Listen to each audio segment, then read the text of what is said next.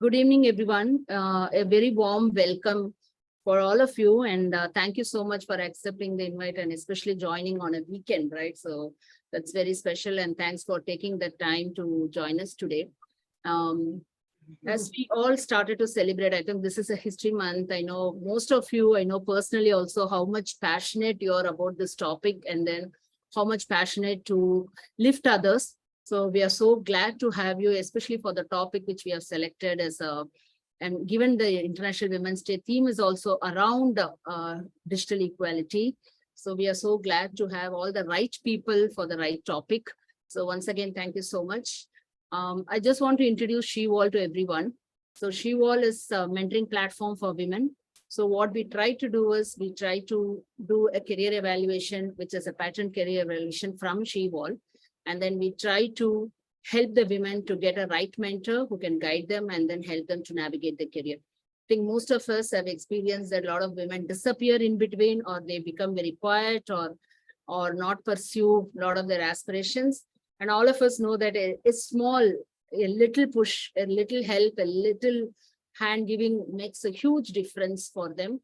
So that's something we pursued as a dedicated mentoring platform for women. That's our, and especially COVID has helped us to accelerate this journey, given that COVID has actually put women a little behind, given a lot of things going on. And even though they are trying, we worked so hard. I think most of you in this call, especially the panelists, like you have been worked hard in your career and your journey, like how much your effort you have also put in to bring women. But we all saw what happened during COVID. We still, a lot of women have leave the job, they have to, it has actually made women to little left behind compared to all other groups.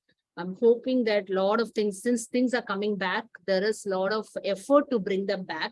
And this is one of our effort to bring them back. And also we are offering a personalized mentoring for the women so that they can again get back. And as well as if they are aspiring, help them to navigate their career and have a very happy and a satisfaction career. That's what SheWall does.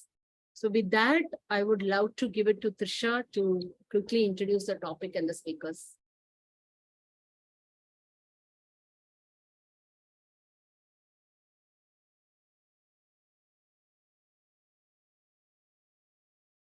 Thank you, ma'am. Everyone, I'm Trisha Gayatri. It's a great honor and pleasure that I introduce the agenda for today's event.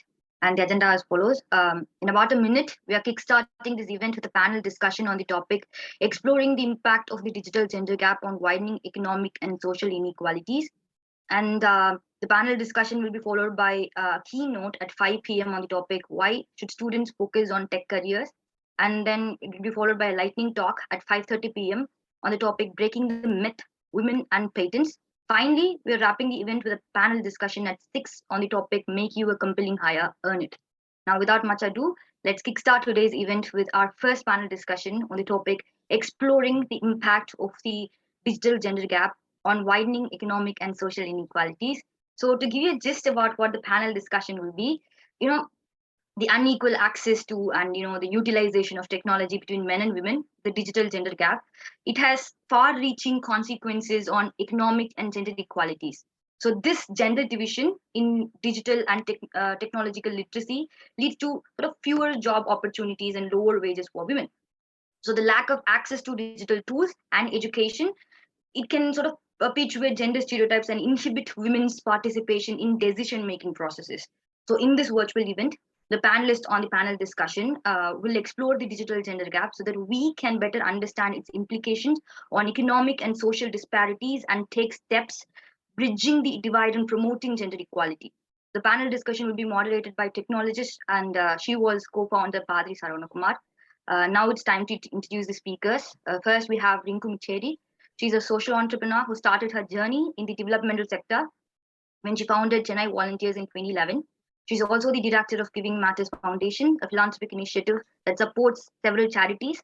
She also serves on the board of several nonprofits and believes that collaboration and collective action is key to the success of an inclusive and equitable civic society.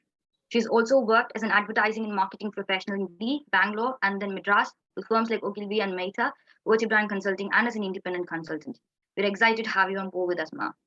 Next, we have Sheila Sridharan.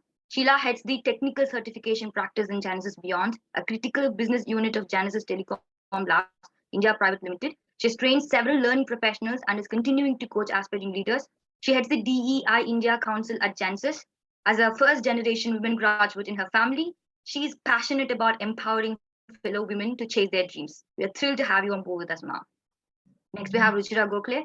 Ruchira is a certified diversity professional and a qualified human resource specialist with a career spanning 20 years. She heads the consulting solutions vertical at Interweave, which involves conducting DE&I diagnostics, policy reviews, benchmarking studies, communication strategy, etc. Her work spans across companies such as Sun Life, Northern Trust, Volvo, Lowe's, and Pfizer, and others. She's also a faculty member for the DEI certification program that Interweave runs in partnership with Diversity Training University International, DTUI, in US. We are glad to have Ruchira on board. Thank you, Ma. And we have Sangeeta Sumesh.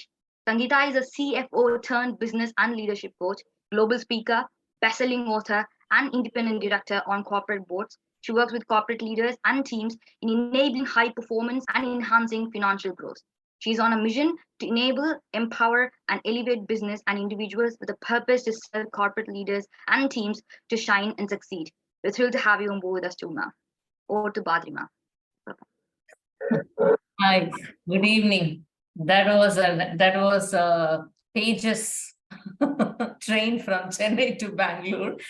Yeah, of course, when we have a very great lineup of speakers, okay, that's how it happens, because you have too many to cover for the time that we have. Thank you so much, Trisha. Hey, good evening all. It's my pleasure to have the 4 panelists to kickstart this panel discussion. It's just a coincidence that we have 2 people starting with R and 2 people starting with S. Okay, that's it. So yes. Let's first go to that person who is probably spending a lot of time in giving back to the society and who has pioneered. I mean, we have a lot of NGOs now, okay, but I think she's one of the pioneers in starting the non-profit called Chennai Volunteers.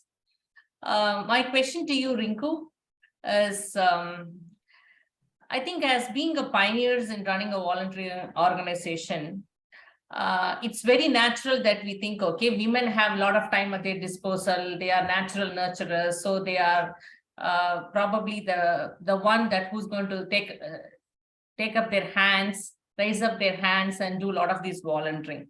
Is that so really? And if not, what are the challenges that women are facing, and what it takes to bring more women to do volunteering, both in terms of underprivileged people or even to sectors like where we are economically forward, but then what it takes to do volunteering to give it back in terms of enabling education, etc. Thank you, Badri, and good evening, everyone. It's indeed a pleasure to be part of this panel. I think I'm the wild card in this board because the others are very, very accomplished in terms of their day-to-day life. But having said that, yes, so I'd just like to start at the beginning. It's been 12 years since I started Chennai Volunteers, and we were a group of women who started Chennai Volunteers. The first cohort, as I call them, the founding volunteers were all women. And I think women have this innate ability, once they tap on it, to not hear no or not given to no. So we were a group of people. I had never had any experience in the social sector, developmental sector. I definitely did not pass off as a social worker, but I knew that we were all in a position, educated, privileged, and with a responsibility. And we were at that stage in life where we all wanted to do more than just go to work. I think we had reached that point. But we also knew it was rather unfortunate that we had to reach that level to actually start to give back.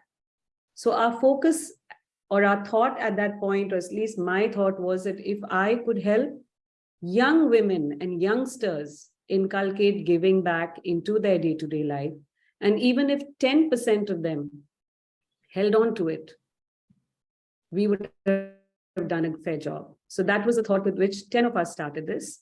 Having said that, I think in the South, it's very different from the North. Again, like I keep saying in India.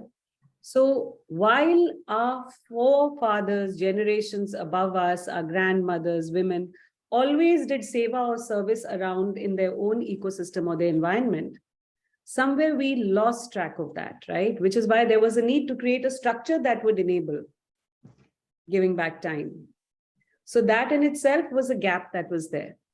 Beyond that, women who were educated, who were working and managing home and work, definitely did not have the time. Women who were bringing up children did not want to volunteer with children outside. Women who was living with their in-laws did not want to go to an old age home, right? And I think young women were totally unaware of things like blood donation or even what their hemoglobin count was. So we were at that point in the start. It took a lot of missionary marketing, as I would call it, a lot of coercing, a lot of tireless striving. But I think the tipping point in volunteering is that, I always say it's like yoga. It's good for you. It's part of your social thread. It's part of your culture. When you do it, you will feel excellent. It replenishes your soul. It helps you grow. But if you don't do it, you don't miss it. If you do it once, you feel good, but again, you won't miss it. It's only if you make it part of your life, do you really feel that growth and that fulfillment? And then it just becomes something you do, like you do anything else. So keeping all that in mind, we were doing really well. I think women were at the forefront of all our projects, not to say that men were not, but it's always easier to get men when they are either in college and they have to do it as part of their structured volunteering, or when they are corporates and they genuinely lead or follow somebody who's in a higher, position. But in terms of individuals, I have found, and this has nothing to do with the fact that I'm a woman, that once a woman becomes a volunteer, she continues. She continues till her family has some situation for which she has to back out, because she's also the caregiver and nurturer there. And that is exactly what happened when COVID hit. All the women were like doubling up, tripling up, quadrupling up, and this was hit. But then the saving grace was that we went remote, we went online. And the same people who used to volunteer earlier said, hey, I can take 2 hours out to sit in a room, even if it's my time. And they got back. So I think about getting more women into the volunteering force, it would also mean that you have to make it work for them within their paraphernalia. So what we always try to do is map them to projects that are close to where they are, right? So if I am living in, say, Anna Nagar, it doesn't make sense for me to go and volunteer in Egmore or in Gandhinagar. It is not sustainable. At the same time, if I bring it close, if I say in Shenoy Nagar, there's a school or there's a home which needs help, I know that they will do a good job. Okay. And I know that they will take it and run. So it's about creating access. It's about giving responsibility. It's about having women who will lead them by just examples. So you don't have to say anything. They're just seeing it ahead of them. And I think this applies for everyone. But some of my best volunteers, and it's wrong to say my best volunteers, but some of the best volunteers have been active seniors who are retired and who come back to give time. Because for them, that is the purpose. It becomes that additional purpose in their life. And, the zest and the commitment they bring to it is amazing. So I think if we can bring 2 or 3 of these things together, definitely we can bring more women back to volunteering. Oh, then that's a lot of insights there. Yeah, I think at the end of the day, women have that natural quality, but I think it's also important for the non-profits to make it work for them. Yeah. And make it relevant. And I think as the world changes, everything else has got to change. That's nice to hear that we have a lot of women participating there in whatever way they could. I think probably I'll ask the next question to Ruchira. I think it's very nice that you also have been the head consulting solutions and interview, because I got to know through Deepa. Okay, because once she started on the baton of making a great mark in that, okay, in terms of the organization in PayPal. And I could see what are some of the things that interview gave her, okay. And I think a lot of those insights are really helpful. And it's great to know that such organizations are there and we are making it a priority, so that diversity and inclusion is not just spoken, but there are methods. You are defining the methods to make it happen. So thanks for that, Ruchira. So with that, Thank you. I'm sure you have been as a human resource specialist of a career that spans 2 decades. I would like to hear some of the thoughts of what are some of the challenges faced by women in the digital industry, and some of the strategies that as a HR or as a diversity professional that you have undertaken or you have seen organizations undertaking that is promoting the gender equality and making it a reality in the workplaces. All right. Thank you so much, Bhaduri. And very happy to be here with all these esteemed co-panelists. So thank you for the opportunity, and a happy Women's Day to everyone who's joined us today. Bhaduri, before I really talk about the specific challenges that women experience in this space, I just want to add a little bit of context or backdrop to this topic. And I'm sure some of the other co-panelists will also add to it. I think, what data tells us is that women in India are 20% less likely to own a smartphone as compared to the men, and more likely to sort of simply just borrow a phone from a male family member. So, so that is one layer. And then you add another layer on that to say that there is a very basic distrust that women have with engaging with digital financial services. There's a distrust to say, what if there is a breach of security, of privacy? So, so that sort of becomes another layer. And the third, and of course, the most obvious layer is the patriarchy. That's the social or the social cultural fabric of our society, which then limits mobility for women. It limits access to resources and just the overall decision-making power that women hold. And the reason I'm quoting all of this is because all of this has an impact on how women engage with technology at a very fundamental level. And that sort of translates to how they engage with that at the workplace also. So I feel like there is a very basic sense of belonging, which sometimes is in question to say, do I even belong here? And that gets compounded very often in very masculine work environments, which are holding women to very masculine standards. And that sort of also furthers that deficit of sense of belonging that women hold in any area that is technology or digital. And I think that is where all those challenges stem from, right from barriers for women to enter that sector in the first place, because there are doubts to say when there are men who are available, which are always preferred candidates for these roles, why should I be hiring women? So it starts from that level, and then it goes on to once women are in the organization, are they even going to have an opportunity to grow at the same pace as others in the organization? And I'm just talking gender binary, which is what I'm saying, men and women. So will they even have that opportunity as men? So I think it's a combination of all of that sticky floor and glass ceiling to say, one, will I grow? If I grow, how much will I grow?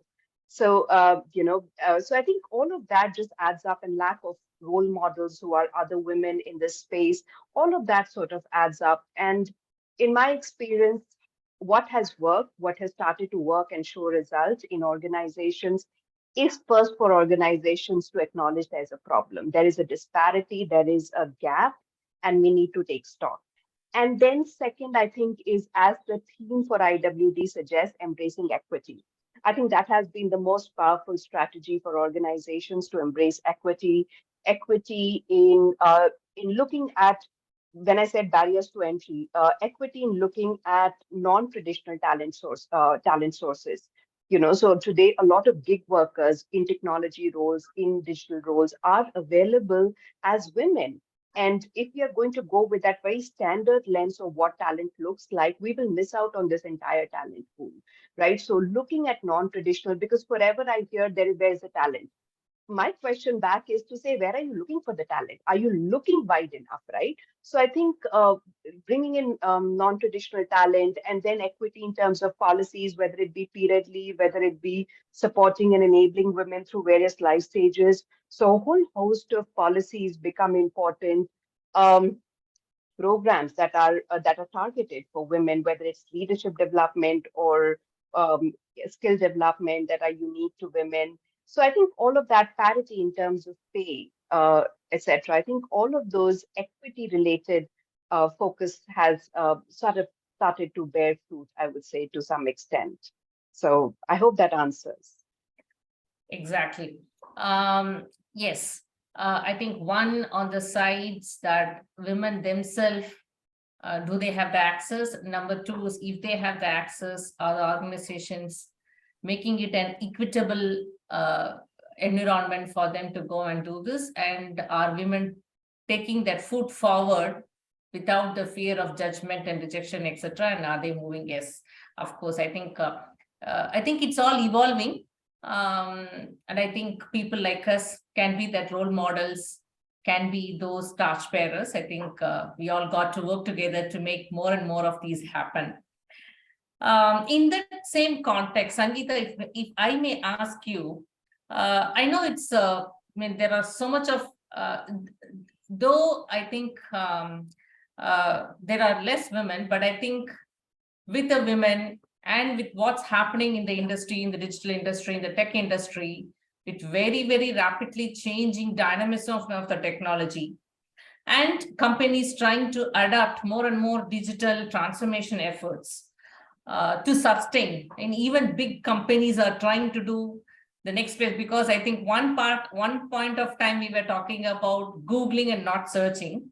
But I think now it's all, we don't know what chat GPT is going to make to the Google and etc. Yes. So it's so much of rapid transformation. Okay, I think how can companies ensure that this fast-paced digital transformation efforts do not inadvertently perpetuate gender biases, because they want to be faster, and so they go after the natural people who are tagged as the makers. So gender biases doesn't come in between in order to make it a fast-paced transformation. And what steps can be taken to mitigate these risks? Because with whatever they want to achieve, they also make sure that inclusion, diversity, and all of this is also addressed, and they don't fall under the cracks, through the cracks. Yeah, especially big corporates and small startups, etc., how they can foster a culture of inclusion and diversity when they do such transformation efforts. Sure. Great, Baduri. Thanks. And happy International Women's Day to everybody. And it's a pleasure to be part of Shevolve's session. So I think you've asked me like 3 questions. So firstly, if we were to look at the digital transformation efforts do not advertently, give in to the gender biases, what can organizations actually do out there? So I would give an acronym for this. It's called ACE, ACE, basically how can you ace your game? So if you were to look at it from that perspective, what organizations can do is firstly to enhance awareness, right? The awareness levels is not there because a lot of times we are all caught up by this, unconscious bias that we have, because we've all been programmed to in a certain manner. It just automatically pops up even without our knowledge for both men and women. So firstly, I think it's important to enhance awareness. That's the A. Then the C is the culture, creating the right culture within each organization, because culture sets the tone for everything. And I strongly believe that the culture has to flow from the top, right? You set the culture and then you let it flow, then everybody automatically falls into it. So setting the right sort of culture within each organization is important. And of course, the E is to educate the people around, because if you notice like an unconscious bias towards gender, then, you just walk up to them and educate, saying, hey, listen, gender doesn't really have anything to do with it. So by following this ACE, that is awareness, culture, and educating people, I think this gender bias can really be avoided by a lot of organizations. And then I think you asked me about the risks, right? I mean, how to mitigate these risks. So basically, it's to create the right mindset. The mindset shift is very important. And again, like tell people that end of the day, it's not gender that gives you the performance, right? It is what the individual brings along. It's the capabilities, it's the talent and the skill that a person brings on board, which is what helps an organization to succeed. So I think that's very important. So creating the right sort of mindset would really be useful. And I think, yeah, the third one you asked me was how to nurture and foster the culture of inclusion, right? So here again, I mean, I'd like to share a little experience of mine during the initial start of my career, the early part of my career. I was actually working in Africa, in Southern Africa. And we were all expatriates, and there was a huge expatriate community. And in my organization, a whole lot of them were from Sri Lanka. So when I went there, I was under the impression of Sri Lanka, it's quite similar to India. And, so to me, I didn't find a great difference. However, I got to realize it much later. So I was looked upon as somebody from Chennai, so that's Tamil speaking. And in the Sinhalese, you have Tamil and the Singhala. So I was just branded as Tamil because you're from Chennai, and therefore, you're not, and majority in my organization were Sinhalese. So like I was never included. Even if there was, a small thing like a cricket match, and India didn't do well in the cricket match, I used to get pulled up and say, hey, what is this? Your country is not doing well. You guys don't know how to play, and I mean, as if I were like, yeah. So definitely, and like weekends, as expatriates, people used to get together a lot. And I was never really invited to these get-togethers or, even the informal chats and the discussion. And added to this, it was also because like my husband was working in a competing firm. So I was like always like the black sheep out there, So initially I did feel like, hey, what is this? Why is it being this way? However, I realized, I mean, I was very clear. I said, I'm here for a particular reason. I want to, work and build my career. So let me just focus out there. So I put in all my energies into building my career. And surprisingly, like, I think after about 1.5 to 2 years, that's when I was pregnant with my first child, my son. And I was actually working till the last day, till the previous day of the delivery. I was in office, and, I never used pregnancy as an excuse for anything. I was just being normal. So I think that created a lot of shift in them because they realized, when you're committed, and, I said, let your work speak for itself. And that created a lot of shift. And therefore, like now we're all good friends, we're still in touch and whatever. So, if you ensure that you do not, bring this to the fore and just play along, I think as a matter of time, things will get better. So basically, to answer your question, I think a lot of empathy is essential. Put aside the cultural differences, even in India, if you're working within India, I've sometimes seen this divide between North, South, East, West, whatever. So, if you can put aside and ensure everybody is part of it, I think that makes a whole lot of difference. And most importantly, from a gender perspective, I think it's important to have the shift from gender equality to gender neutrality. So I think that would really help is my perspective on that. Yeah. Yeah, that's an ideal situation. We all want to be there. I think it's miles to go, though. Yeah, I think small efforts. Yeah, but I think as a collective, if everybody is, doing their part, hopefully we'll get there soon. Exactly. Yeah. Hope for the best. Yes. Thank you. I love that acronym ACE, awareness, culture, and education. Good one. Thank you. Yeah. So given all this context, okay, yes, some women are playing out. I think some of us are very privileged enough to get this opportunities. And I think we also learned in the process, and I think most of us are successful to an extent in playing along. Okay. But I think given that context, I just want to listen to Sheila, you being an L&D professional. Okay.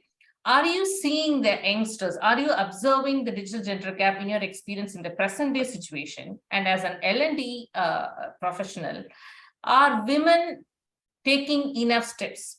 We learned by experience, but the present generation of women, are they taking enough steps for themselves to bridge the gap? Both the youth and the mid-management women, are they doing it enough on their side to learn it from others' experience and asking for new opportunities, or taking that, asking what they want in terms of upskilling, etc.? What have you observed from an L&D perspective? That is a great question, Bhadri, and thanks to you all for this opportunity. Now, I don't want to mince my words, okay? A lot of times we women are always known to put everyone else before us, right? And I see that that's definitely changing with the younger generation because of the parents they get, the way they get treated at home, the way they all get to do household chores equally among siblings, and the way they both get the opportunity for education. So yes, there's in fact a difference between the way the Gen Z or the Gen Y, the way they approach training. There's definitely a lot more equality and equity there with respect to the way they take up training, they use the digital resources. Having said that, the digital world is a mere replica of the real world, right? So any inequality that exists in the real world definitely replicates itself in the digital world also. And add to it, in a country like India, there's a lot of online gender-based violence, right? And just because it is online, it is anonymous, you don't get to see the face of the perpetrator. And I mean, on grounds of safety, women try to stay away from some of these sites, even if they want to really look up something useful. These threats of gender-based violence really keep them away. So that's another side which we've probably not explored a lot. And at the moment, there's not a proper legal recourse to any such violence, right? So that's a huge area of improvement for the legal agencies, I guess. And on the lifestyle and social situation, I think women, at least in most of the Asian countries, women are seen as the primary caregivers and homemakers, right? No matter what I remember this interesting incident by Indira Nooyi, right? She was the CEO, she went home and her mother was still like, leave your crown at the door, have you got the milk packets, right? So that is how you are treated, no matter what you accomplish elsewhere. If you have not made a meal for that particular day, or if you have not done something for the house that day, you've failed. And it's so easy to get us to go on a guilt trip and feel bad that we've not done one tiny thing while you have actually accomplished 100 other things, right? And that is changing with the newer generation. They're getting that family support. And for anybody to succeed, be it a man or a woman, for them to succeed in their career, what they truly need is the support and a supportive ecosystem around them to be able to perform their fullest potential. And more so, when they fail, they'll need a shoulder to lean on and say that it's okay and things will be fine later. Oh, that's, I mean, very different perspectives, which Sheila, I mean, maybe latching on to that, I'm going to ask the next question to you also. So in the new way of life, because of the pandemic that came from nowhere and attacked us, and the need for women, I mean, I actually feel that women have become, to an extent, victims of the changed working conditions and the style. Okay, I mean, you can work from anywhere is actually is a chain, because then they are expected to be everywhere as a mom, as a wife, and the work times eating onto your family time as well. So with all these expectations and the looming need for women to work because of all these inflations and etc., my question is, as a digital gender gap has actually widened or shortened? Honestly, it has widened, because a woman choosing to work from home is not necessarily her choice, right? A lot of times it's a choice enforced on them, inflicted on them by their family members, because the day she starts going out of the house to the office, the responsibilities of the other team members and other family members increases, right? Oh, so who else will go pick the child from the school now? Who's going to make a hot lunch? Who's going to do this? So a woman working from home works to the advantage of the rest of the family members. And my personal opinion is that the pandemic has pushed women back by 100 years. It has moved most of them back into the kitchen. Oh, okay. I hope the organizations are listening, which is definitely not a good story, but I think, yeah, let's. I tell the women employees on my team, do make it a point. I mean, it's good to kind of take a shower in the morning, get dressed and go to the office for a while, for once in a while, see people other than your family members, see some new human beings, get a coffee at the press of a button, have somebody else serve your meal to you. All of these are great experiences, and you don't have to go to the office just to be more productive, but go there to build your own social circle. A lot of times I see that men folk, whether they go out to play cricket on Sundays, they go out to a chai shop in the street corner with their friends, they somehow maintain a social circle. But for women, office is the legitimate place where a lot of them tend to maintain a social circle, right? So I encourage the women employees of my team to at least come into the office once a week, to at least build that social network. You're able to talk to somebody about what's happening. You're able to at least rant about what's happening at home. So it's good to see people other than your family members. I mean, yeah, so latching on to that, the new challenges and etc. Ruchira, so maybe this question is to you. How can HR professionals and organizations ensure that they are really understanding the situations and promoting this gender diversity and establish equity in the hiring process, because there are new challenges that has been introduced because of whatever situations that we all got into in. And make it a fabric of the work culture, especially in industries that are much more tech focused. How can we introduce this equity with the added complexity of all these things? Yeah, thank you. And, I couldn't agree more with everything that Sheila just said. And, even if you look at the something like proximity bias, which is actually playing against a lot of the women, because who's more likely to come physically to the workplace is more often men than women. And like Sheila rightly said, it may not be their choice, but it is what the reality is. And then it impacts how their performance is reviewed, how they get rated, and what their growth opportunities are. So it's definitely added to that divide that is there.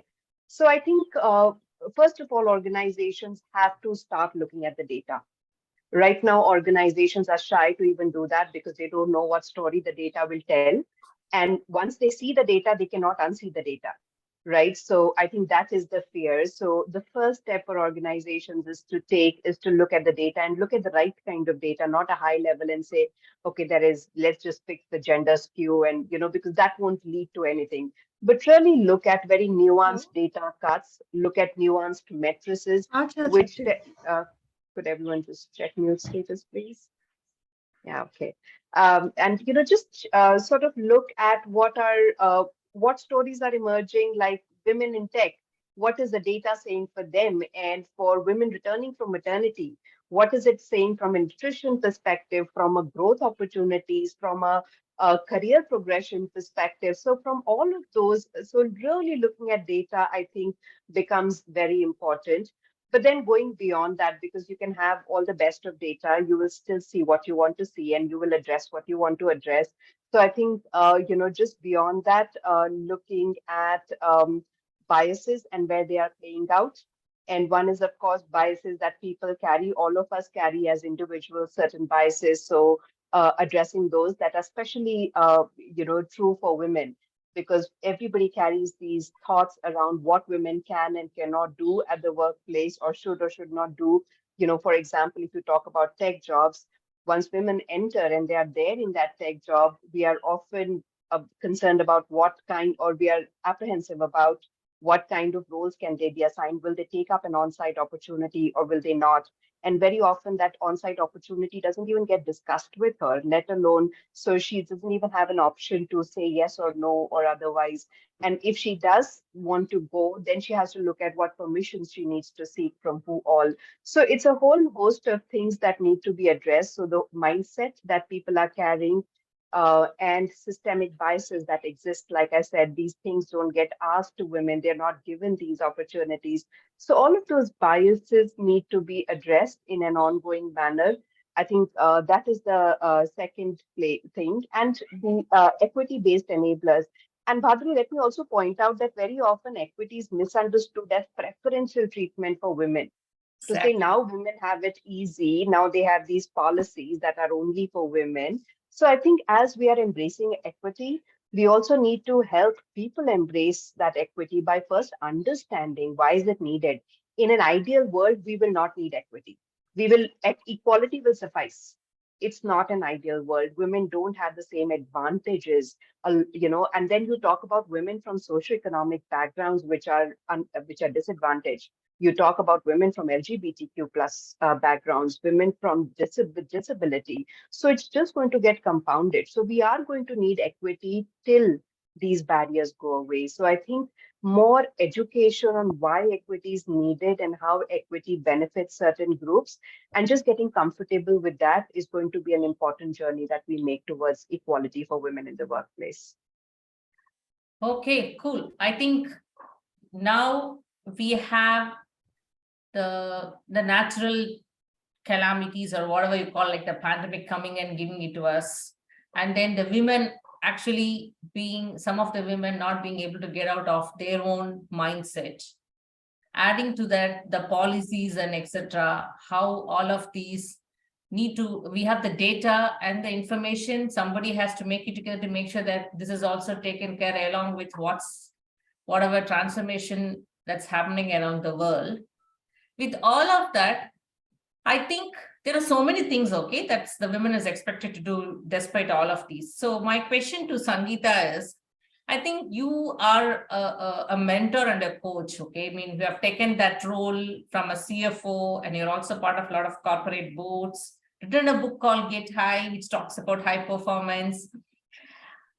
With all your expertise on coaching and mentoring, what are your thoughts on how mentoring and coaching is actually would be able to bridge this gender gap in digital workplaces, both from a perspective of the beneficiary? I mean, probably for the sake of this conversation, we will have that as women, and from also the organization, how they can go an extra mile of providing such mentoring and coaching to address this gender gap in workplaces, given whatever that we talked about, those challenges, is all of those differences. Sure, that's a wonderful question, Badri. So let me start off with telling this. There has been a survey that's been done, and whenever there's a job opening, normally a woman, even if she fits in about 90% of the job description, if it suits her also, the woman is thinking, oh, I'm still missing the 10%, I don't think I'll be the best fit for this role. Whereas a man, even though he may have just 50 to 60% of it, he goes ahead and, he speaks like, I am the best fit for this job, right? So that is a huge perspective shift in the way that women think. Having said that, that being the background, now if you were to look at most organizations, if you were to look at the organization pyramid, there are a lot of women at the base of the pyramid, but as the pyramid goes up, the number of women is much lesser, especially in the leadership roles. And therefore, the gender gap is huge. This is one of the reasons. Even though that we do recruit, organizations do recruit many women, as freshers and whatever, but as they rise up in their career, there is a huge gap. Now, this gap definitely needs to get bridged for various reasons, right? Simply because women bring in different perspectives, different thought processes, and diversity definitely adds a lot of value to organizations, especially if the business needs to be successful.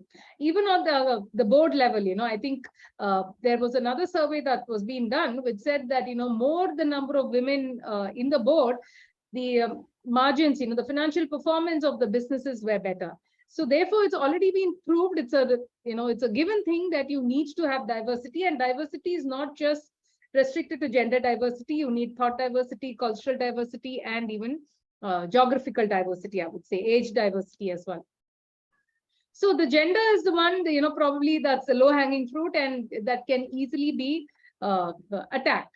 So therefore, the role a coach plays, right, basically helps women boost up their confidence, because many times they're not aware of their inner strength. A coach acts like an ally to them, right? Helping them to grow in their career, acts like a sounding board, somebody who's challenging them, who's nudging them, who's able to enhance their level of clarity, right? Giving them that nudge, kindling their thoughts to see how they can grow, right? So therefore, coaching has become a very important part in many organizations. Now, if you were to look at the sports world, even the best of sportsmen or sportswomen in whichever sport, they work with a coach.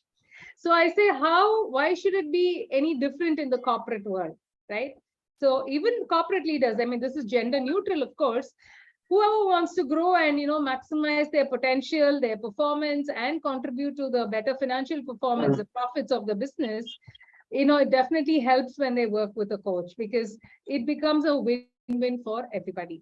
And that is why I think a lot of organizations have started working with coaches. This is, of course, quite popular in the West. And companies and the corporates in India are also catching up, because I assume that, they are seeing a lot of value coming out of it. And therefore, a lot of coaches have been working with different organizations at different levels, depending on what the organization wants. And definitely for women, it makes a lot of difference. Just as being an ally, like, this year, the theme is also digitally, ally, digital plus the ally. So the allyship, I think, plays a lot of important role in helping shape the women and their career and their growth part. And of course, it's gender neutral as well, but I'm making it a little gender specific given the context of International Women's Day.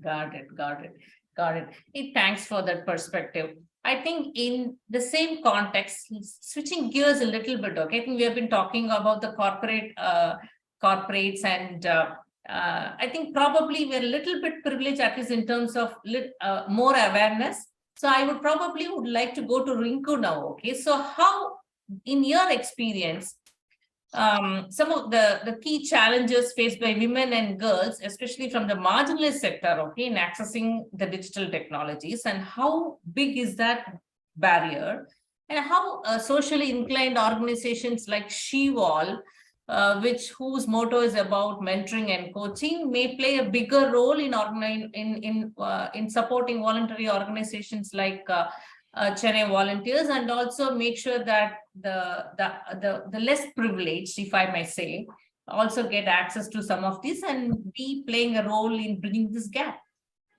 And what is feasible? I mean, we all might have an audacious aspirations, but what is feasible? Sure. So let me start with the first part of your question, which is in terms of the challenges that are faced. And yes, we do work with the marginalized sections, and they could be urban, semi-urban, and even rural. So that is one thing we learned, right, over COVID. Start at the root of it, I think, right from lack of internet or smart devices. Most of the people we work with, there is one smart device per family. And that stays with the breadwinner. It goes in the morning, comes back in the evening. The others still have their, the small devices which are not smart. In fact, a lot of our education is done through messaging also, because that is what reaches all kinds of devices, right? Not just smart devices. So it starts with that. Then it comes to skilled teachers and even curriculum that you can disseminate among these people. The cost of internet. So, and also lack of knowledge among the people who teach them in their vicinity. I mean, sometimes you go to these organizations or schools and the community colleges, and you see their teachers and you just wonder what it is that is really going down to the beneficiaries. You come back feeling that. I think apart from that, also there is this social cultural disparity, right? There is a discrimination. There are cultural issues wherein what is the need for you to go and learn this now? You sit at home and do your work. That seems to be the normal way to approach the situation in a lot of homes. And I think it's also, this whole thing as to what is it that you can do? You sit at home and cook or take care of your children. Also, I think safety is a big issue, which is also creating a challenge for women today at any age. I mean, I'm also at that point wherein some of the communities where we work, if we call the women outside to teach them something, they are not able to come out and, learn because the children in their home are not safe to be left behind. So it starts from socio-cultural to, financial to economic to literacy. It covers an entire spectrum. So I think we're at that point where we have to see where can we start to, make the difference. So now to come on to the other part of your question is that how can we help? How can Shevolve and other such organizations help? I would say it is very important to build a bridge.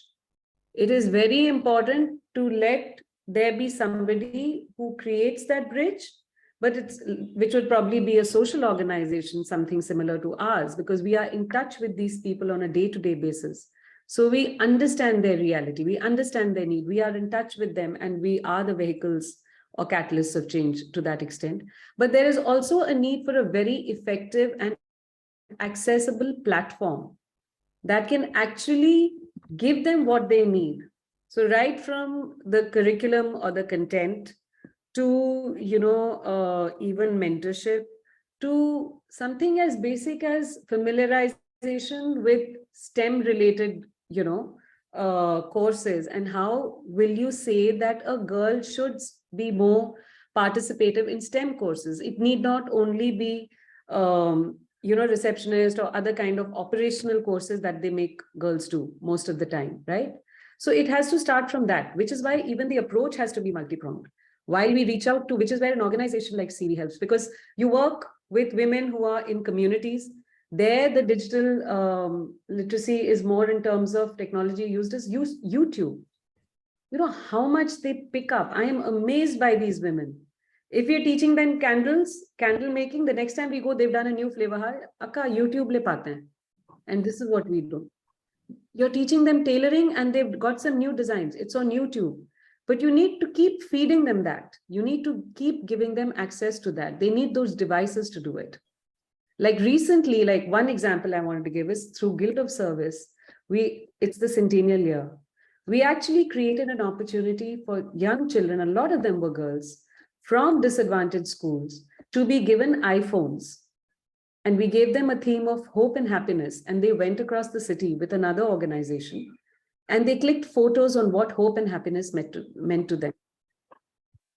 Now, that was something that their parents also didn't know. So just the fact that the child had an iPhone in their house, of course, it's a used one. Of course, it's on rent. And they created this whole perspective of their own, and it was put on display for the entire city.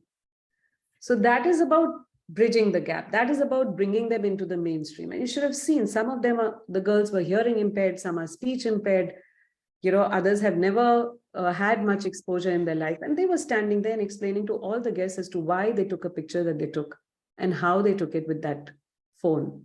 So it's also about just giving them access. It need not be for perpetuity. It can just be familiarizing them with it, right? The other thing which I always feel helps is when you have a woman teacher who's there to teach these girls, because you don't need any lectures then. They look at you and they just say, wow, I want to be like this lady when I grow up. So what do I need to do? So it's a lot of layers that, we really can do. And the other thing I feel is also, it's very important to bring in other stakeholders, whether it is active citizens or it is NGOs, be it corporates as a collaborative body, be it government. There has to be a holistic approach, a more inclusive approach, And there has to be policy change somewhere, which everyone and all of us can bring together. I think only then can we really plug this gap. Yeah, I think you covered it all, Rinku. I think I'm spellbound is what I would say. Okay, I think if we can enable the whole ecosystem, okay, which is inclusive of all sectors of the human race, I think we can do so much. We can try and bridge this myth. There is no talking about widening. Okay, I think it has to be action to make sure that we start bridging this gender gap by some of these means. But I think I think we are probably, I think there are a lot of things, a lot of points that we discussed, but I think there's one question from the audience to Sheila. Have women started investing on themselves when it comes getting coached or getting certified? Because we still are, do we still see the percentage is low, which means I think are women investing enough in trying to ensure that they are actually relevant and getting coached? Oh, that is a great question. The honest answer is the percentage is still low. And if you want to know the reasons, in fact, this is not hi, is somebody saying something?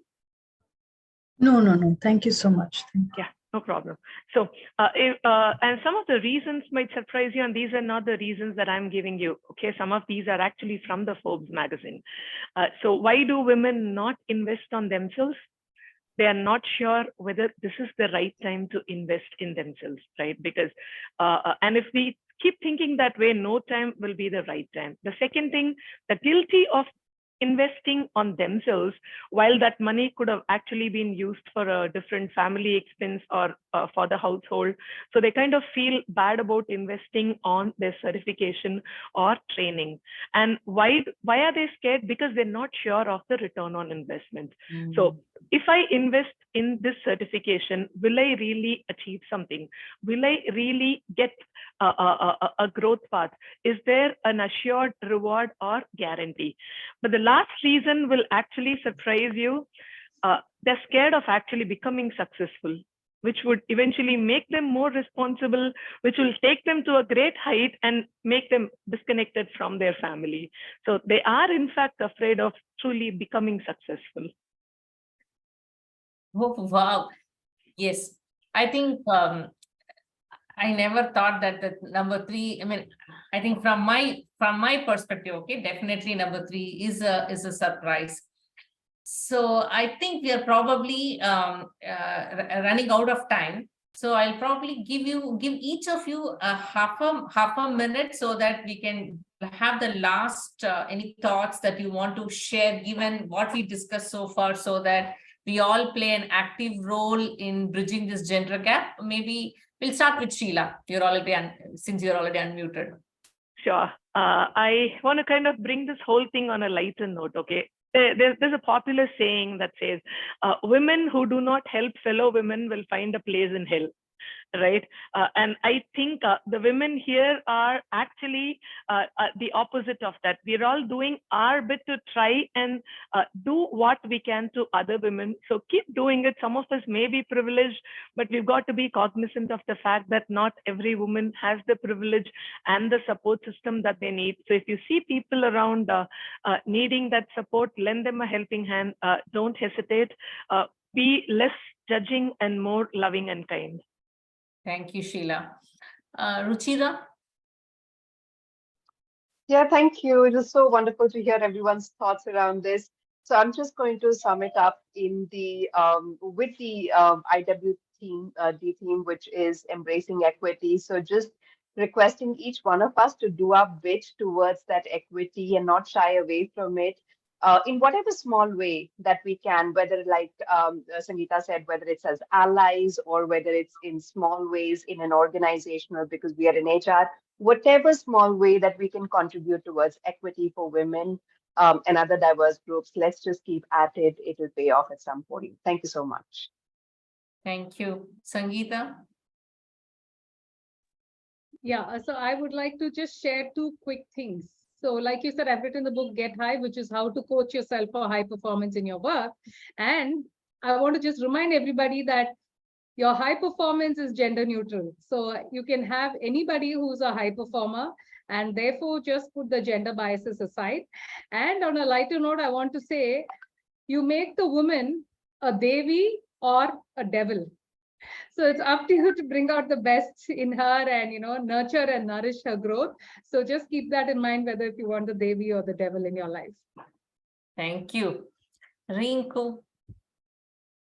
I think I would just like to say that there's so much that is happening. A lot of good work is happening, a lot of professional, steps towards advancement, towards making sure that we're not only equal, but we have a voice, and we lend that voice to other women as well. But I think it's time to just collaborate and bring it all together. I think that is when it will really, really be a vital voice and one of change. And I think that's the step I'm hoping Shevolve will help facilitate. Thank you. Definitely.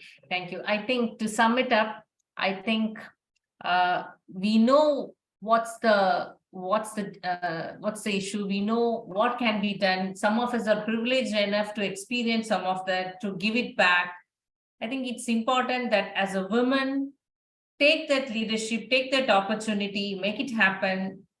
Make sure that the other women also gets that opportunity. Look around the people, look around the whole ecosystem and leverage every single thing. And most importantly, voice it up.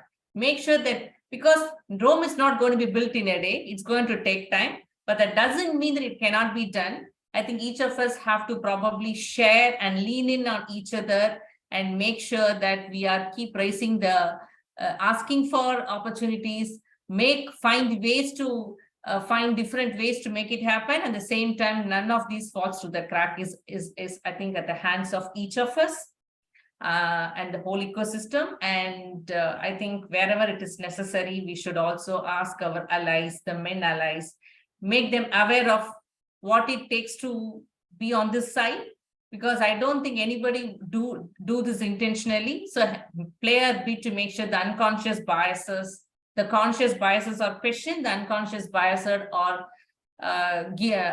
made aware to them, so that we all succeed in making sure that we can make this world, not just the workplace, bridge the gender gap, so we can start seeing economic and social inequalities actually reducing. That's the hope. And I think it has been great 50 minutes of conversation, listening to diverse set of thoughts coming from diverse set of women. Thanks so much for all your thoughts and insights. We have recorded this conversation. I'm sure most of us are going to play this out at different points of time and see what can be done. And we are, as Shevolve, we're also looking to partner with each of you in making sure that how can we actually act on what we spoke so far. Thank you so much. And thank you, Badri, for the lovely moderation. And thank you, Deepa and Trisha, for hosting this awesome job. Thank you. Thank you. Likewise. Thank you. Over to Trisha for the next segment. Thank you all. Thank you.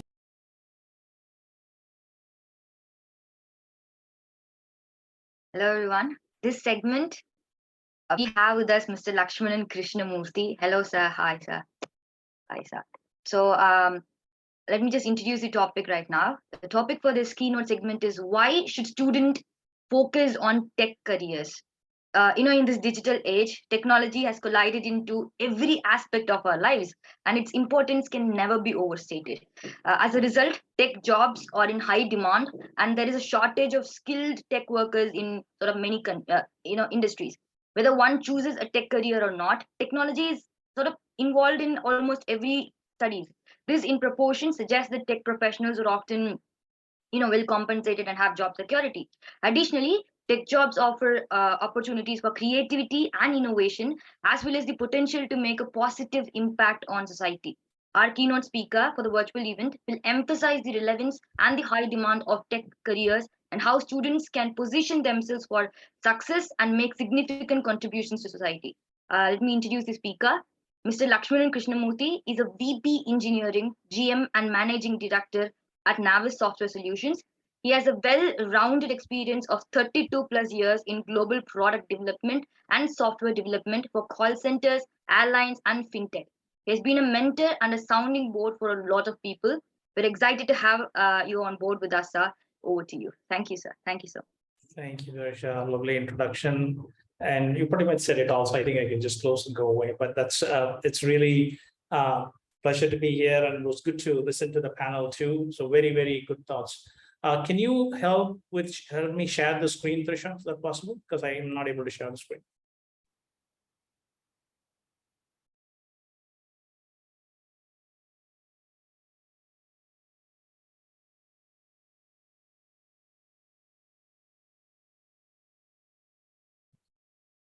Are you able to share screen, Max? Let me see. No, it says host disabled participant screen sharing. So Kavya, can you make Lax co-host? Yes, ma'am. either that or you guys have the presentation. You can present. Yeah. Now you should be able to. Perfect. All right. Okay. So are you able to see my screen now? Yes, sir. Yes, sir. We are. All right. First of all, thank you for the lovely welcome, and thank you, Badri, Deepa, the Shevolve team. And I hope I'm audible and to folks who are here. So I have no idea what the mix is, Badri, of people, but I'm hoping some students are there. So it's, I think it's an absolutely important topic. And it is gender neutral, but I would also want to emphasize a little bit on specifically on women on this particular day, given that we are celebrating International Women's Day.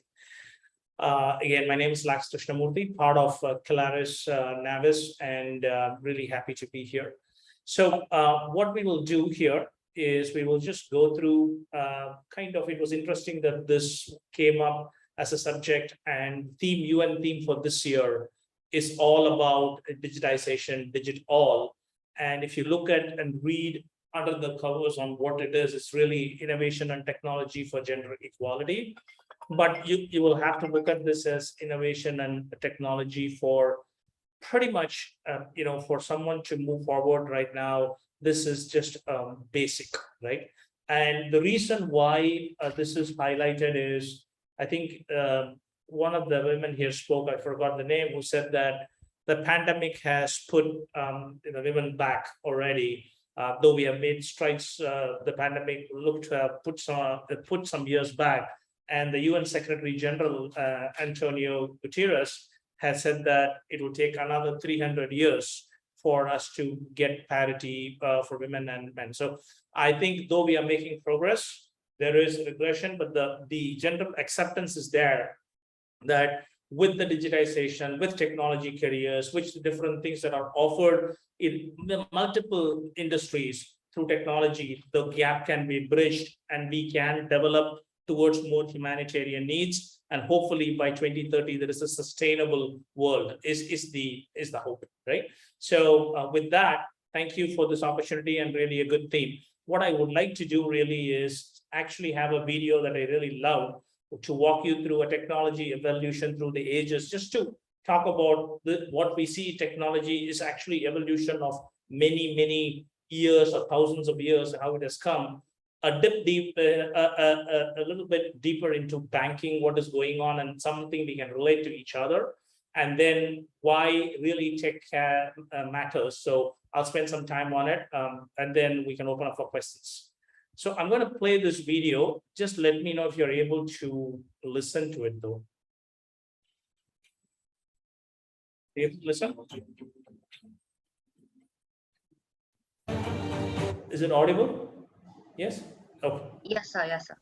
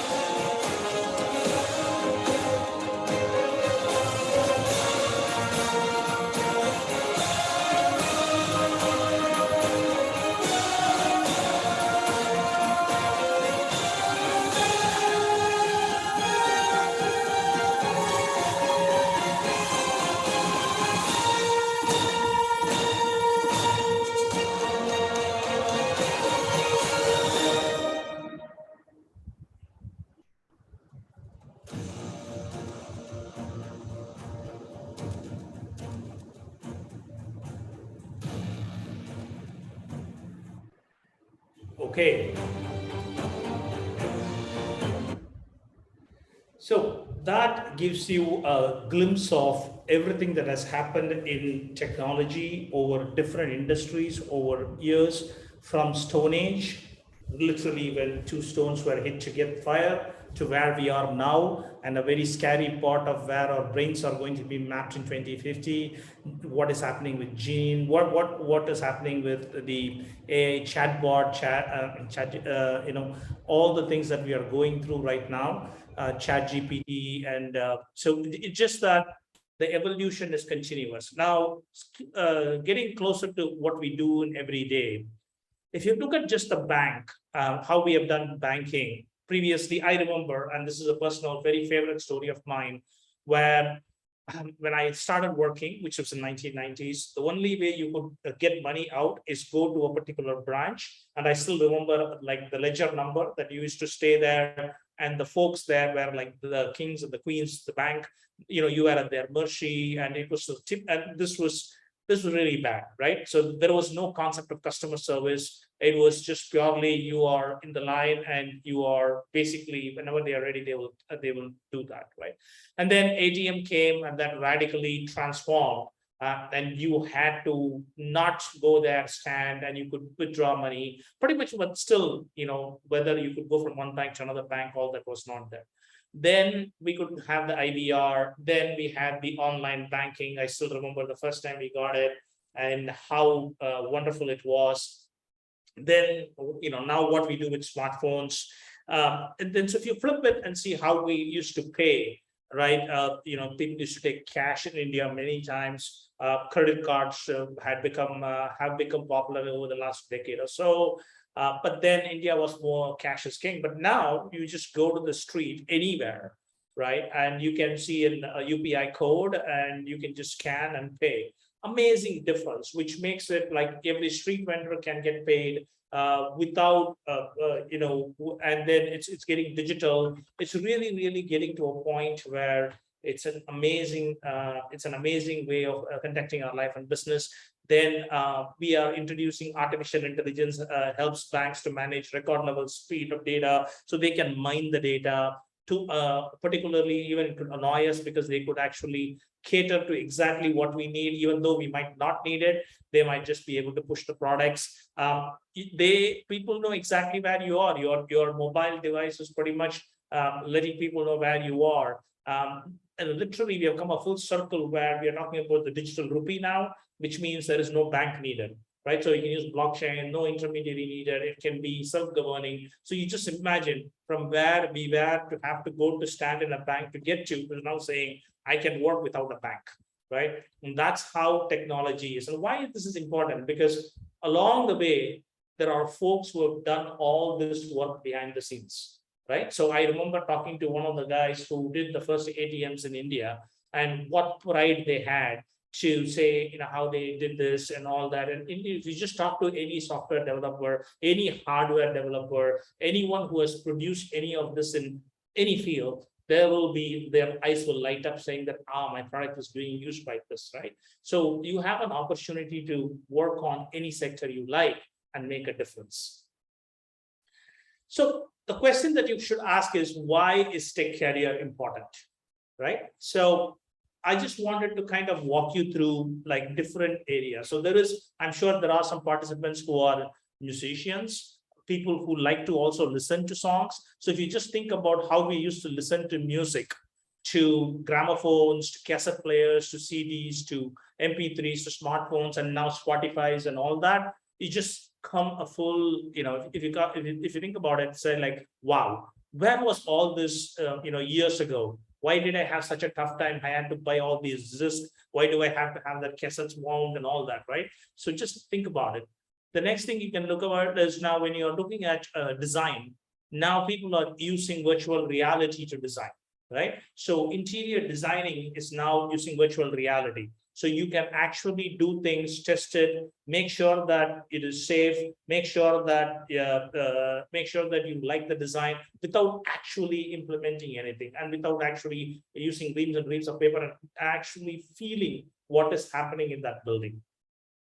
Think about if you think about classrooms are getting better with augmented reality. With augmented reality, they can kids can literally be use these things, be in person, and actually do what they want to do, right? And that is very different than how at least when I grew up, we didn't have all these. The next thing that you see is the fire trainer, which is a virtual reality fire trainer. One of the best things that could have happened to any of folks who are in a dangerous job and how to give them training is to put them in harm's way, but without being in harm's way. So they are in a virtual world where they will never get harmed, but they are actually feeling how they are in a real-time situation. As we tell in software, you can do all the testing that you want, but when you go to production, it's different. But this is as good as it is in production. You are seeing it, you're feeling it, you're feeling the heat in this case of the fire trainer, and how do you escape? And thankfully you will come out unscathed irrespective whether you make mistakes or not. So that's a beautiful way of training, and that's catching up across all the industries, right? So if you look at heavy industries, if you look at all this, that's what is going on. If you look at cameras, which we kind of take for granted now that everyone does a selfie, anything that we go, we just have our phone and we do that. If you just see the evolution of it, not many years ago, you still had to go buy a roll of film. You had to put this in the bag. You had to go to a place to develop. There were businesses built around developing photographs. Now those businesses are built around developing digital photographs, right? So it is the technology is evolving, people are evolving, but remember, in all of these things, there are people who are there. There are people who are building hardware. There are people who are supporting software for this hardware, people thinking, imagining things that should be done, right? So, and making all our lives different. Fashion technology. So fashion technology, now, if you take a look at it, many people will say that you can try this online and you can see how this fits you, right? And this was never there before. So that makes a big difference on online selling. So the friction to people saying, I want to actually go try it before I buy it, they are trying to move away and saying, okay, you can literally try it without leaving your couch, right? So it could be bad for the business for the big malls, but again, all these will evolve. And as more people might, some people might like this, some people might go to the mall. The next thing that we can talk about here is the evolution in agriculture, right? So now we are going to do precision farming, meaning exactly knowing where to put the fertilizer, where these things are getting, where there is where there are issues in terms of whether there is an attack or not, which area, how do you own them, get the database fed back with what is happening in the crop. So just think about it, right? So data and technology is used to make something as rudimentary as farming to be so nice that you don't have that much wastage and it is very precise. You look at sports. So all of us enjoy sports, right? So if you look at tennis, if you look at cricket, from where you've been screaming at people saying this is an LBW, not an LBW, now you know that, okay, the third umpire will tell you. At least now we know for certain that they might not miss the obvious ones, right?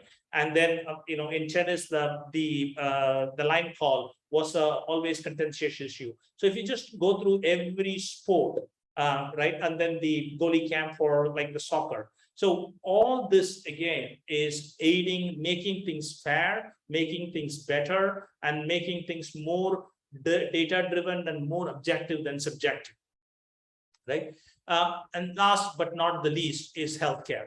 So if you just look at healthcare, where you were, just look at the health records, you were confined to having a health record with a particular doctor, and you are at the mercy of the doctor. Now they made those electronic for the physicians and so that the physicians could move to any hospital and you could go. Now it's become patient-centric. So there is a record for you. So if you have an Apple phone, for example, you can have a medical ID, it follows you. And even in India, for example, there's a Digi locker. If you just think about it, where we take all the appropriate documents and you can put it in the locker, right?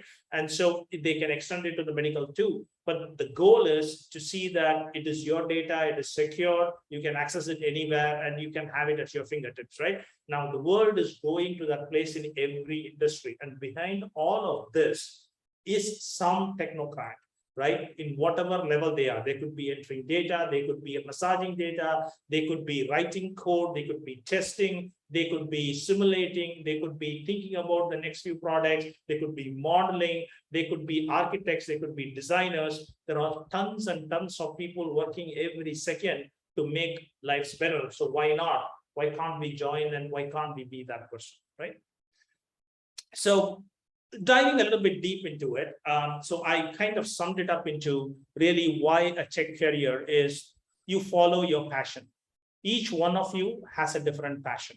Each one of you has a different different love for whatever you're doing. It could be music, it could be painting, it could be cooking, it could be farming. So whatever you're doing, how can you can use technology to help you with what is there. You can also do some work in technology to further whatever you have, or you can give it to other people. And more importantly, what is the purpose? So for example, when I was working for PayPal, the purpose was to say, can we connect anyone in the world to sell to anyone in the world, right? Which seemed to be a distant dream. Like, for example, just very simple, you take handicrafts in India, and if you want to sell it to someone in the US, there was no way that could happen without no foreign exchange. All that issues were there, right? FX and all that. So PayPal was trying to bridge that gap to say, okay, cross-border trade, you can trust this person, I will be responsible for that. And so the purpose is different. The company that I work for right now, the purpose is every move counts, right? So we are moving 90% of world's goods across the containers, and we are in every move. And so it is important. So whatever is the mission call that you have, that is important, and you can start working towards that, right? The next thing is there is a high reward. So tech careers typically reward you high, and also for those who want to take the risk, there is an element of risk. So you can go ahead. There are lots of people who do startups for different, there are IoT startups, there are software startups, there are different startups that are there, and you can continue to do that. There are medical startups, and so you can take that risk, and then you can go, and then you can get the reward. And the reward could be you've achieved something that you always wanted to do. The reward could also be very monetary, wherein you do well in terms of cashing out on what that is. Imagination, inclusiveness. So I want to stress a little bit on this. The possibilities are endless. You can imagine what could happen, and you can make that happen. And there are enough technologies now to help you put something together. Over the years, there are lots of things that have happened that we can use to build it together. So just an example, right? It's always amazing if you watch the movie Star Wars, or if you are thinking about any of these movies where they show you way ahead of time. And now you see that's a reality, right? So, I remember my first job in Tata Unisys, I used to work with Bombay Police, and to basically kind of digitize their fingerprinting database. And you walked into that room where they have all these records stored. It was a miracle that they were able to even identify and match. And they knew it, it was science. But we were trying to kind of help them with digitizing them so that they could have it on a computer and they could match it. But just imagination, right, of what you see in movies on how fingerprinting matches, what happens, and all that. Now all this is a reality. Now this is given, right? Fingerprint is given that it is actually available on all the phones. It's available across so many devices that this technology has come so further along, right? And in what I was doing, there was more fingerprint matching. But what I'm saying is, you can imagine that I want to use something and it can happen. Inclusiveness, this is very important. In technology, in many cases, you can use your brain power, you can use your intellectual power, your analytical power, and you can make a big difference. And that's what I see when in our office, when we have a mixture of different people, women, men, we have people from different walks of life, we have people from different ages, we have people from different, in this case, different states in India. It makes a big difference, right? And this will help us in bridging the gap. The next thing that I want to talk to you about is the magic that you create, right? So if you think about it, just look at how we were doing taxis and the magic of Uber or magic of Ola was a taxi is coming to your door, right? Without, and all you're doing is with your phone. So just that concept, and just imagine the pride of everyone who was involved in that the first time that came up. And then say multiple people are using it, then people can clone it. But the magic of seeing someone fall in love with that, or the iPhone, how people fell in love with the phone, how smartphones have changed the business. I used to use the BlackBerry, I moved to the iPhone. So, every evolution brings you some magic, and you can create that magic as a part of the tech career. When I am doing my work right now, whenever I walk through, like for example, one of our largest customers have a 5-kilometer stretch of cranes, and you walk there and you see that every move of theirs is being run by your software. That's magic. And that's pride that you can never take away from someone who is developing all that, right? This also gives you an option to work on multiple domains. You can basically look at different industries. You can start with one industry, you can move to another industry, or if you are good at it, you can specialize in any industry. So that is what this. And then last but not the least is you evolve. As time goes by, your interests change. You will be, you will have different needs at that point in time. So how do you evolve with that? And how do you explore multiple different things is what it is. So basically, I want you to leave with it. The reason why I chose Prime is it's unique, but it also works with all the other numbers. Unique because you cannot have any other number. It cannot be divided by anyone. So every one of you is unique, and you should be able to use that uniqueness to work for the society, to be part of the tech career, right? So the core tenets of being is really STEM, right? And what STEM is really science, technology, engineering, and math. And when we talk about science, it's all about scientific way of looking at things, observing, identifying, describing, experimenting, how we do all these, right? The advancing in technology is how do you look at technology, and how do you progress? How do you create things? How do you do different things in technology? Engineering is all about building, designing, construction. Literally, it could be software construction, it could be building construction, it could be anything. Mathematics, how do you do analytics? How do you analyze data? How do you look at data? How do you how do you calculate it? How do you correlate stuff, right? And this is basics, and it doesn't mean that you have to be good at all. You just need to know how to leverage a lot of these to make a career, right? So some of these in action, for example, is how are we going beyond where Earth is? How are we looking at our human DNA, for example? How are we looking at our environment? How are we looking at different gadgets? So it's just a lot of different things that are there. I will end with this, which is, sorry, one more slide, which is these are the career jobs in demand. So you can see software developer, programmer, actuary, you can read all that, right? So there is a lot of things that are there, and in different fields. So for engineering, you can be a different type of engineer, civil engineer, chemical, structural, or you can be a physicist, a laboratory technician, you could be a financial analyst, you could be an accountant, or you could be a software developer, you could be a computer programmer, data scientist. So the choice is up to you, but you have to take that first step towards moving in that direction, right? And you will have to say, what do you like? Where do you want to go? How do you want to evolve from there? And that is most important. And when I said it is rewarding, some of the top jobs in STEM in 2022, you can see that they pay very well. And it's up to you again to choose what it is. I'm sure there are other jobs, but these are the top 10 jobs that are there. I know I had to stop at 5:30, so I've been rushing. Any questions on this? I will stop with that, Badri. Yeah, so possibly there is one question. Okay. Can people move to a tech career in the middle of their career journey from a different industry? Would they lose their experiences so far? What are they gained? Absolutely. Again, as I said, tech is don't get, one of the things that this talked about is people think that it is very tough to go to the tech industry. The tech industry is huge, right? The domain is huge. The range is huge. So, and there is an article, if you want, I can forward. It says it is never too late to enter. And this is true for anything. It is never too late to enter.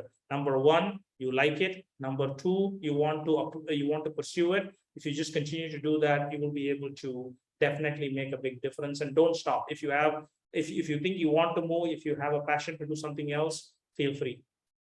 There's one last question, Badri, if you're okay, I'll ask this. This is a very interesting one. So I thought I'll ask Lax your perspective on this one.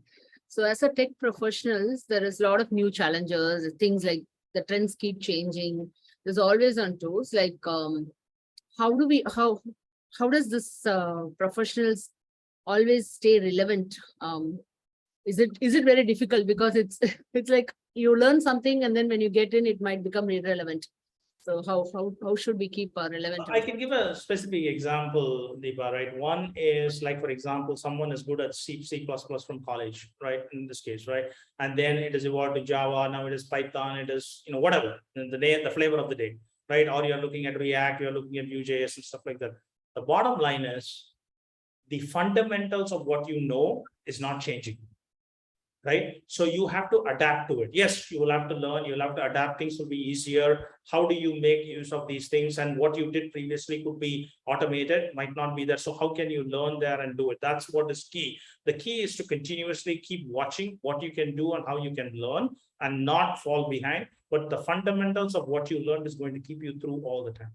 But more importantly is do it for the right reason. Do it for things that you love, and then you'll be fine. Thank you. Go ahead, Badru. Thanks, Lax. I think this has been wonderful. I know there are a lot to cover and you covered it awesomely in a short time. As you said, I think the tech careers are important because it is highly rewarding. Number one, you can do a lot of, it's a maker's world. And it's only right to use those adopt technologies to make sure that the world is actually becoming better, not just better, but also the right place and the sustainable place.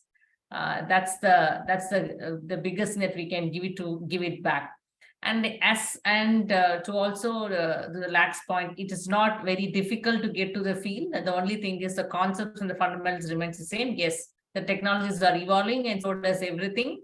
As mankind evolves from a child to an adult, okay, and we carry that experience, I think it's just the mindset that needs to ensure that it gets adapted to the change. Everything else falls in place.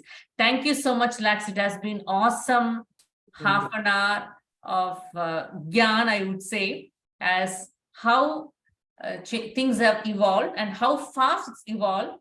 And I think yeah, some of these are good, some of this might be scary, because I think to your innovation of the future of the 2037 of brain being wired, yeah, it's scary, but I think that's how the world is. We just have to. So I jokingly say this, Badri, the days are very near when kids are born, they will be stamped with a chip and then they'll follow you through the life, right? So unfortunately, we might come to a world that way, but that's where we are going.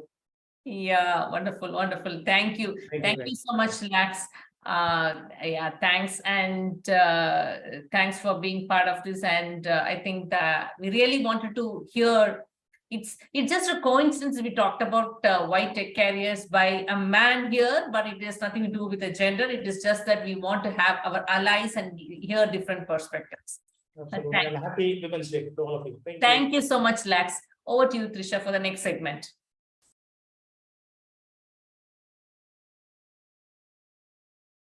And let's move to the next segment. We have with us here Ms. Lakshmi Mukund. Yeah, okay. Hello, ma'am. Hi. Hi. So Lakshmi Mukund is a principal engineer at Cisco with a master's in computer science and networking, with about 20 years of industry experience. She's currently working on security with privacy as an important component. She has a Cisco Pioneer Award and patents in the area of networking. She was the co-founder of a startup that used patents in the area of networking, that use autonomous drones to collect aerial images and process these images for various applicants like agriculture, city planning, and windmill blade crack detection. We're thrilled to have Lakshmi Mukund as a speaker for our IWD 23 event. She will be speaking on the topic, breaking the myth, women and patents. There's this pervasive myth that women are less likely to be inventors of all patents, but the reality is quite different. Women have made significant contributions to innovation throughout history, but their achievements have often been overlooked or sort of like undervalued. While women make up a smaller proportion of patent holders than men, their numbers have been steadily increasing in recent years, indicating progress towards greater gender equity in the field of intellectual property. Moreover, research has shown that patents filed by women are more likely to focus on social impact and addressing societal challenges, highlighting the importance of diverse perspectives in innovation. Our speaker for this topic will show light on patents and the process to file them. Additionally, the speaker will also decode how women have broken the myth that women are less likely to be inventors or hold patents through hard-hitting statistics. Over to you, ma'am. No, Thank you, Natasha. Yes. Awesome. That was so good. You summarized Thank it you, so well. All right. So you've allowed me to share, no? Yes, you should be able to. Just 1 second.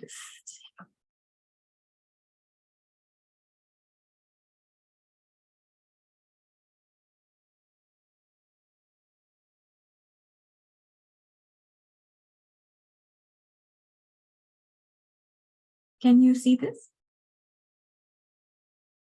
Yeah, yes, it's coming. All right. I know the topic is, breaking the myth of patents and women and all of that. But I think before that, we need to understand what a patent is and, the process of how you can file it, right? And then we get on to women's contribution to this world of patents, right?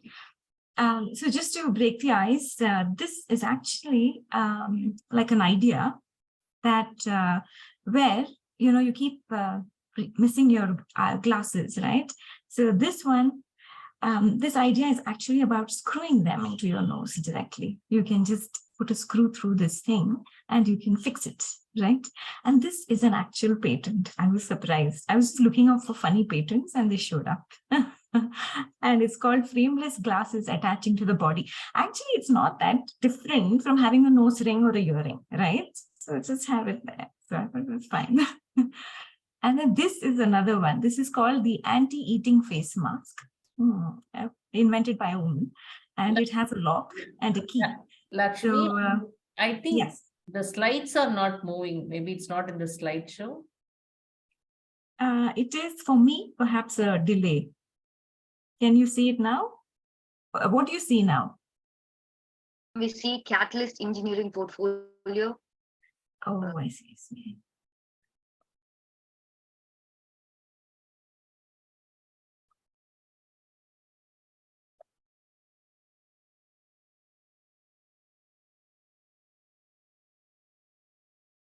One second.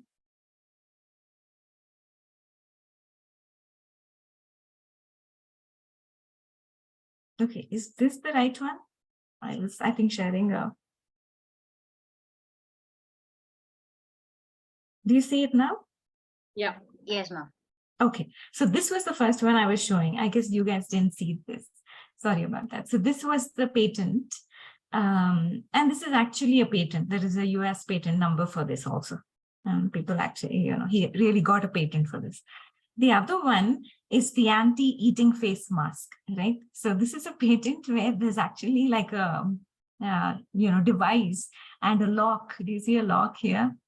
And this will allow you to eat. It'll allow, not eat, sorry. It'll allow you to breathe and speak, but not eat. So apparently it was filed by Lucy, a lady, and yeah, interesting patents, right? So what does it really mean, right? An intellectual property. It's a creation of a human mind. Now that's an interesting thing. Human mind, right now human, but probably later AI, we don't know, right? So any creation of the mind, which is an invention, which could be literally design, symbols, names, anything, right, is considered as intellectual property. There are 4 types: patents, trademarks, copyrights, and trade secrets. And the one that we'll be focusing on are patents. So what is a patent exactly? It's like a government or authority that gives you a license saying that that particular idea is completely in your right. That means you are the owner of that particular idea, and anybody who is using it, making it, selling it, using it for commercial purposes have to do so only with your permission, right? That's the idea of a patent. And why would somebody have a patent? Because you think your idea is new and you think nobody else has come up with it, and there is commercial value in it, and anybody else who wants to make money out of that should share their profits with you, right? This is an individual patent. But suppose you're in a corporate, of course, because when you join, you sign something called a NDA, or you sign everything that all your intellectual property belongs to the corporate. So at that point in time, the corporate use these individual patents as kind of a defense mechanism. So for example, there is company A, which has a number of patents and B has some.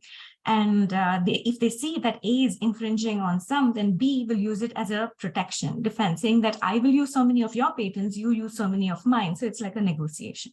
Okay. Now, what exactly is infringement? How do you know that somebody is using your patent? They should either be making use of it, offering it for a sale, or selling it, creating a product out of it, importing it, all of this, with or without knowing about this patent. So say somebody comes up with that idea completely originally, right, and starts using it, but there is already somebody who has filed this idea before, even then it's called an infringement. All right. So that's the important thing to note. So before you start developing an idea, or want to make something commercial, it's important for you to see if it has already been patented. And there are a lot of databases and searches available for you to do that. So this is a very funny cartoon. Also, by the way, whenever I've used any of these images from different sources, I've always put the where I've taken it from in the notes, so that I don't infringe on any trademark or, anybody else's copyright. So this is a funny one where, because infringement can be argued in many ways, right? So this person is saying that if I keep my iPad, far away, it'll look exactly like that fridge. So it's almost the same, right? So you can say, so that says, okay, fine, that fridge is infringing your idea, so I will ban it. Right? It's just funny, but sometimes things like this also happen. So how does this whole patent process happen? First of all, the inventor explores an idea. There is some new thing that he thinks about. Then you research all of the prior art that is there in this. It's very important because you don't want to even invent the wheel. You could probably see if there's an idea similar to yours, read that up, and then probably think of something different, or enhance that idea. You don't want to just be in your in your cell without, knowing what's happening outside. So research all the prior art and then write down how exactly your idea is useful and how it's new. And how will you know it's new? By researching prior art in this particular field, right? And one very important thing, which I will allude to later also, is write down how your idea can be detected. That means if somebody is using your patent, you should know whether they're using it. It should be easy to find out so that you can go and tell them, hey, you're using my patent. You need to share your profits with me, right? And then writing in as much detail as you can. So the more detail you go, you kind of know whether your patent is really making sense or not. And typically, if you're in a corporate, you'll have a review committee which will go over the patent and give you suggestions and things like that. Otherwise, you can have a peer review with your friends if you're filing an individual patent. Now, once you do that, you have a patent attorney who will look through this whole document and translate it into a legal language. And then they will send that document to you and you have to look at it and see if it makes sense. It's very tough. It's a huge document. It's a lot of detail and a lot of technical and legal terms, but it's a good experience, to go through that. So once you do that and say they are okay, then he presents it to the patent office. So the patent office then examines it and says, whether this patent is viable or not, and then issues or rejects the patent. Right, just like any other startup or whatever ideas, patents also is a very, very low success rate. You file 10, you might get 1, or So, but the whole point is not to give up. And one interesting thing in the patent, I want to say in the patent office, is there used to be one person who used to be in the patent office, looking at patents, approving and disapproving, rejecting. And one such person was Albert Einstein. So he used to work in the patent office for a very long time. I hope all the patent officers are not, of his IQ level, but yeah, that's that. So now, how do I know if my idea is patentable or not, right? The same person might tell you today it is, and tomorrow you might say, oh, well, yes, maybe, maybe not. It's very tough. It's very, very difficult. Because it takes a lot of work, even for the patent officer, to come to a conclusion of whether to say that this is a novel idea or not. So what are the different types of patent? One is like a utility patent, right? If you look at the definition, anything useful, any process, any method, any new composition of a metal, or anything like this, right? Anything that you want to maybe improve the process, all of that. It's a very generic and wide statement if you look at it. So that is a utility patent. A design patent is everything to do with appearance. Utility is more about the function. Design is more about the the appearance of it.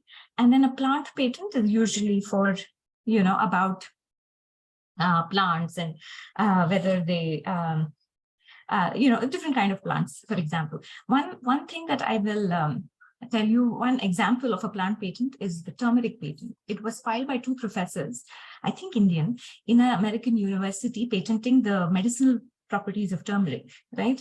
And of course, India made like a big deal out of it, and they actually overturned that patent. So that patent doesn't exist anymore. But there is still a patent there that is there for neem today. And yeah, so that has not been overturned. So what makes something patentable? The usefulness of it, right? You can patent a time machine, yes, but you have to prove it works. That means it has to be useful to somebody. Somebody has to actually go back in time, do some changes, and make the world a better place to live in, perhaps, right? Then, yes, it's patentable. And then it has to be novel. Novel means it has to be new. But, for example, there was one patent that was given. For example, if you have a shoe and you want to make it like a air-conditioned shoe, and you power it with this step, when you're walking, you power it with your steps, right? Now that is putting together many things together. And this is very patentable, for example. And it has to be non-obvious. Now, this is also, kind of iffy because, for example, we used to have the video recorder that would record only video. And then we used to have the audio recorder, right? Voice recorder. Now, there is this guy, I think his name was Jerome Lemonson. He came up with a camcorder that just combined these two ideas, but he got a patent for it, right? You would think it's an obvious thing. So sometimes non-obvious is not truly a criteria, but it's listed in the legal documents as one of them. And like I told you about detectability, if you have a patent that nobody can find out and it's somewhere hidden in the depths, then how can you go and tell somebody that you are using my patent at all, right?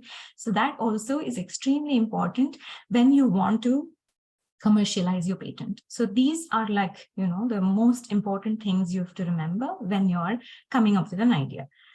Now, what I would like to do is explore this particular patent in detail. Just once, I don't know if I'm sharing the whole screen. Let me stop and share it one second. Please interrupt me, anytime you want for any questions. I don't get, I'm perfectly okay to entertain questions in the middle at any point in time. Sure, ma'am. Thank you. Thank you.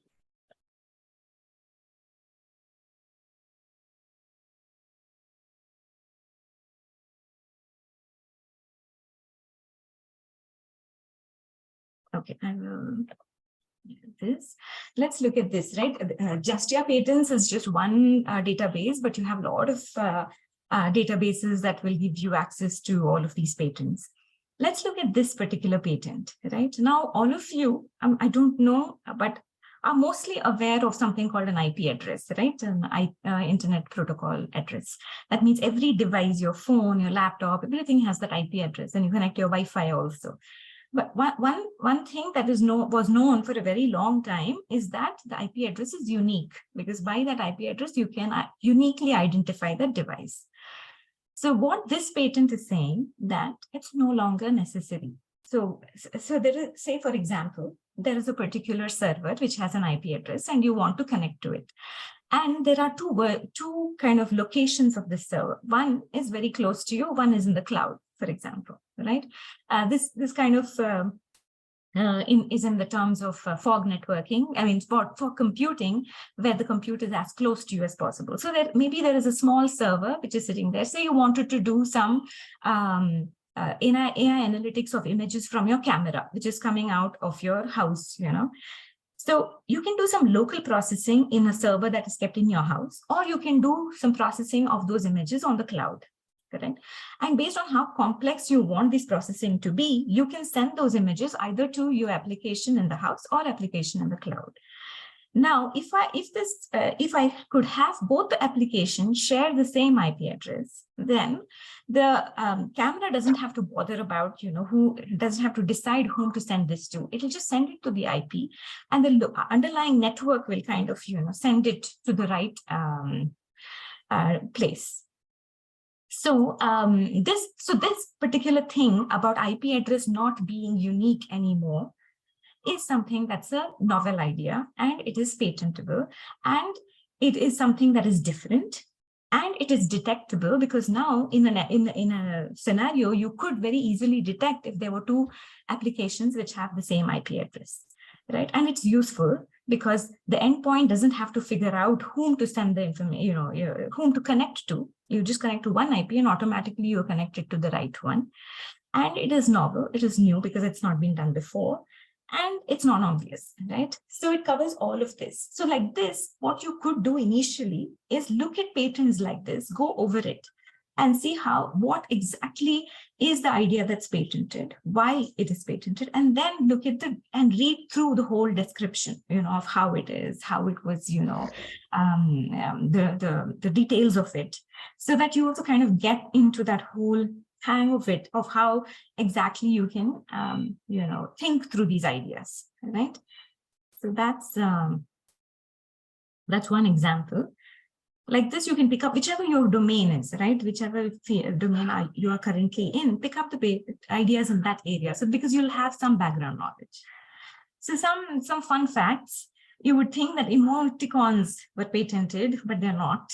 And then karaoke machines, for example, are not. Matchsticks are not.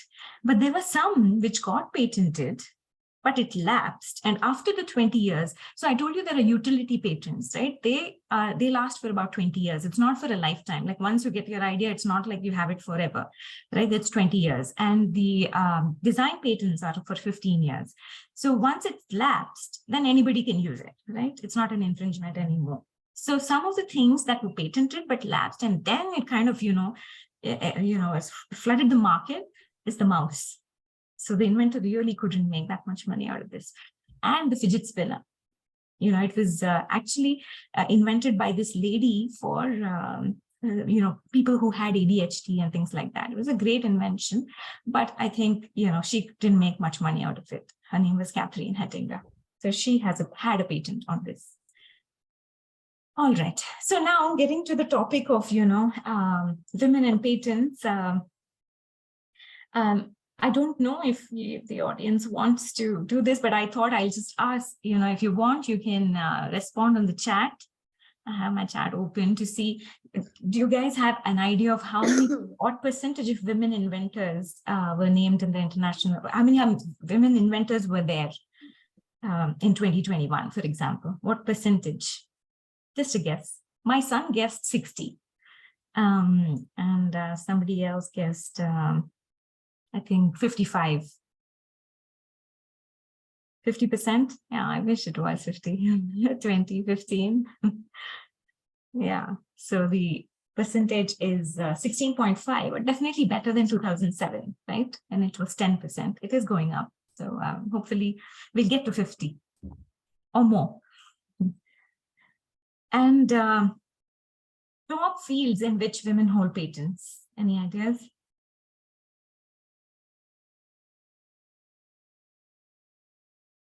Apparently, it's in biotechnology, food chemistry, and pharma, medicine.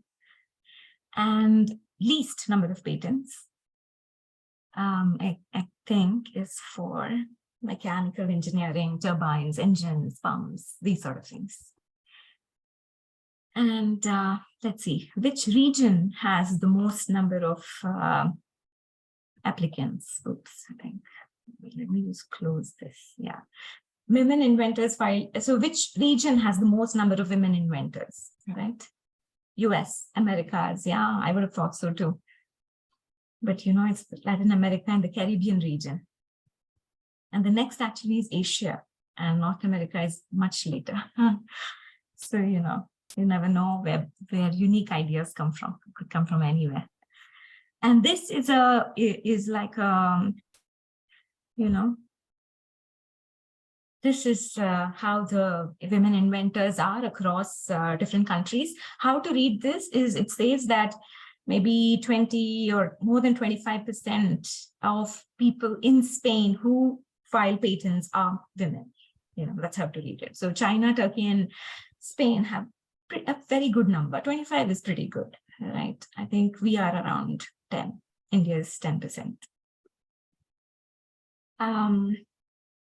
So what does this mean really, right? Actually, Baduri, when she looked at my slide, she said, can you do like a takeaway slide from all of this? And I thought, yes, you know, see, all these are numbers, right? I don't think we should read too much of it. Yes, you know, there are numbers, there are reasons why these numbers are low or whatever they are. But right now it's you, right? You are there and it's your brain and your ideas. So I think there's nothing stopping you. So the important thing, I think, to note is that if you're choosing a technical path, innovations and patents are very, very important.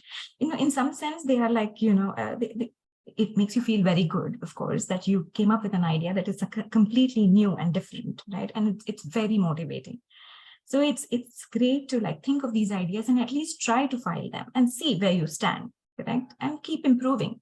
It's not that at the first go you might get it, but, you know, just keep trying. And it just helps you think better, you know, if not anything else.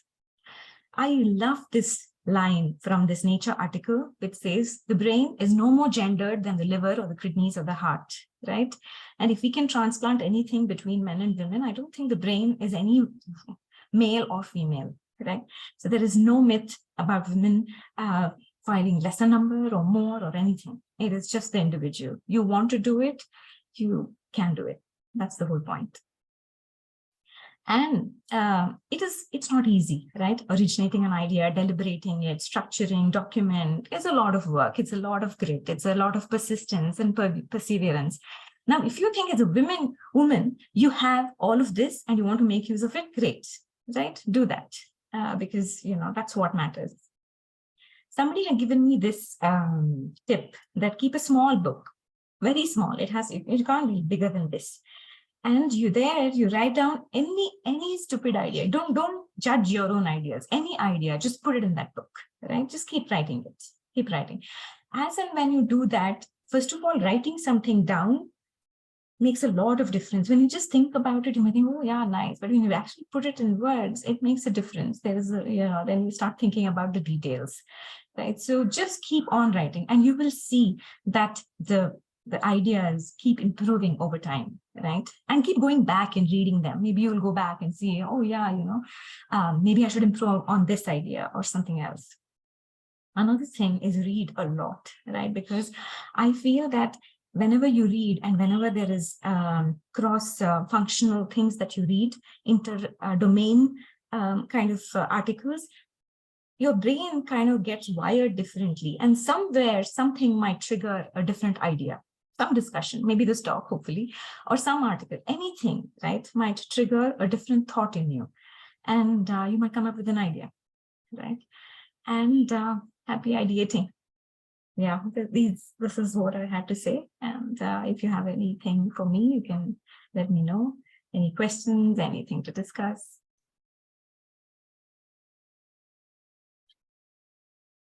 Any questions from the participants, Deepa? I think So there's one question. So is there a way, like, is there like any community or anything or any kind of because this needs some level of external support, right? Also not Correct. just internal support. Is there Yeah. anything available which you want to tell us that which might help? Typically what happens is that if you're filing in a corporate, like I said, there is already like a review committee that will help you. But suppose there is not, then if you look at the patent, the authors' names are visible in any patent that you see. So it is very, very easy to approach them and say that you're doing something in this work. Will you be able to help review or, come up like that? So that's the best approach. Otherwise, externally, there is no like community or something that does this ongoingly. No. Thanks, Lakshmi. And a good place is a lot of these conferences where a lot of these papers are published, right? And you take a look at that and see if there is something that you want to either, of course, if you want to publish a paper, that's the best option, right? That means you're coming up with an idea and giving out to the public so that everybody can use it. Of course, that's a given. That's the best. But say you want to protect it, it's okay to do that. Then also that's an option. Over to you, Badri. Thanks. Awesome. I think I love this call to action, especially the last bundle. Okay, it is not that we have to be really wired differently, okay, to start finding a pattern. If you read a lot of things, okay, and you see a lot of problems around us, I think there is a possibility that we can think of a solution and go after pattern for it. Okay, that's a revelation for me. So it appears very simple, but I think it just triggered me. Hey, thanks a lot, Lakshmi. I think I always thought that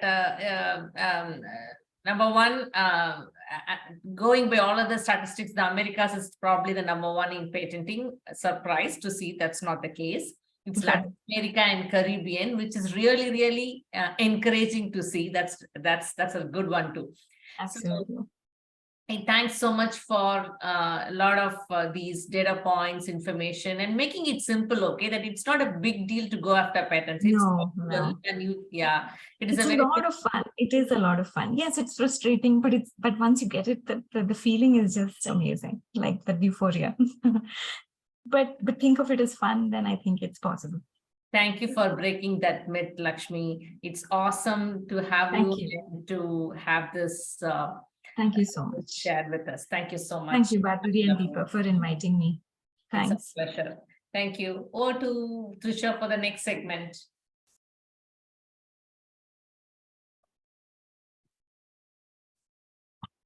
Kavya is going to do the intro. So Kavya, take it away.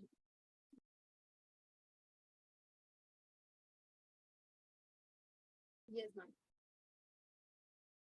So the next session is going to be about how to make you a compelling hire. In today's competitive job market, it's not enough to simply meet the minimum qualifications for a position. To stand out from the crowd and become a compelling hire, job seekers must go above and beyond to demonstrate their skills, experience, and commitment to excellence.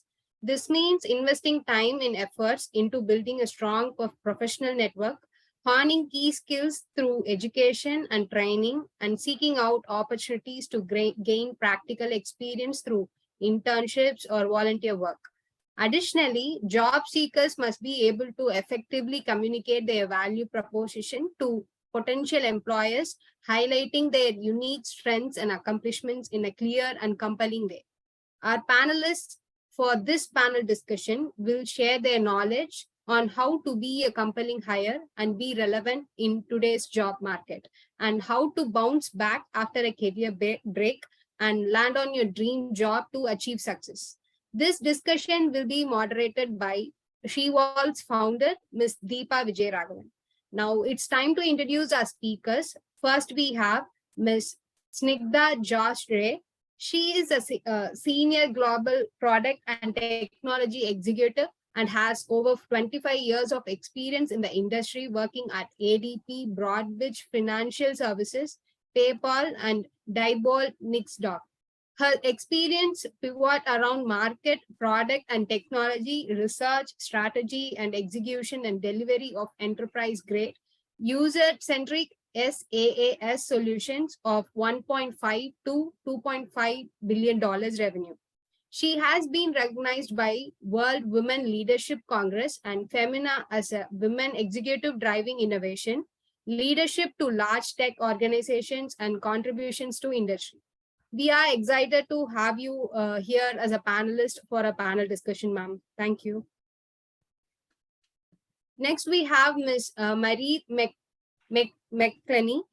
She is a Vice President, Global Issuing Product as Fierce, where she leads a team of global products expert. She is responsible for delivering end-to-end financial payment and processing solutions to an extensive customer landscape. She is also an experienced business development transformation leader with a proven track of record of successfully leading teams in global operations, products, and product management. She is committed to diversity, ethical, accountable, and transparent leadership, bringing the best out of the individuals and cultivating a culture where everyone has a voice. She is also a proud mom to Eva and Tara, who are 15 and married to her best friend Nigel for 18 years. We are extremely glad to have you with us as a panelist in this panel discussion, ma'am. Thanks for being here. Next, we have Ms. Anu Ambrose. She is an employer branding lead at ThoughtWorks, India. She plays a sweet spot that sits between marketing, branding, and recruitment. She had been with ThoughtWorks for the last 7+ years. Prior to that work, she worked at IBM and Oracle in technology, marketing, and sales. We are extremely excited to have Ms. Anu as a panelist for a panel discussion. Thanks for being here with us, ma'am. Next, we have Ms. Badri Saravanakumar.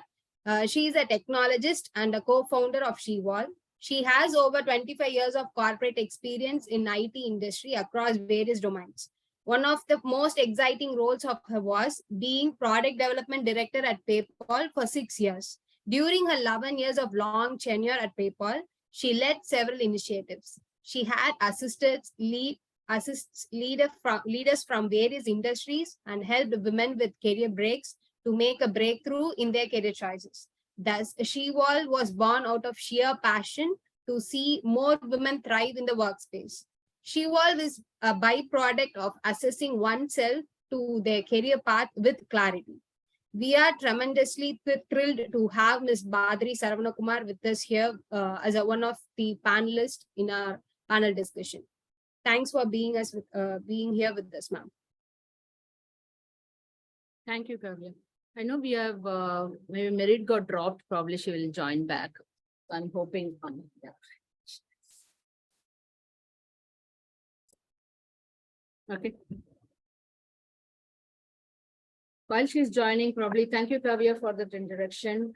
And it's lovely to see many of you, and thank you. I've been chatting over all the WhatsApp and other things. It's so nice to see. It's very refreshing.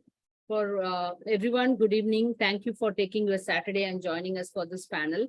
So probably I will get started. This is one of the critical topic, and especially for women, it is even more important given I think we have been seeing not just a career break, right? There's a huge thing currently where the entire industry is going through so much changes, and there is a lot of reductions across the board also, right? And there is that fear of not missing out, or fear of holding the job. Everything is coming together for every employee. For women, it's even more.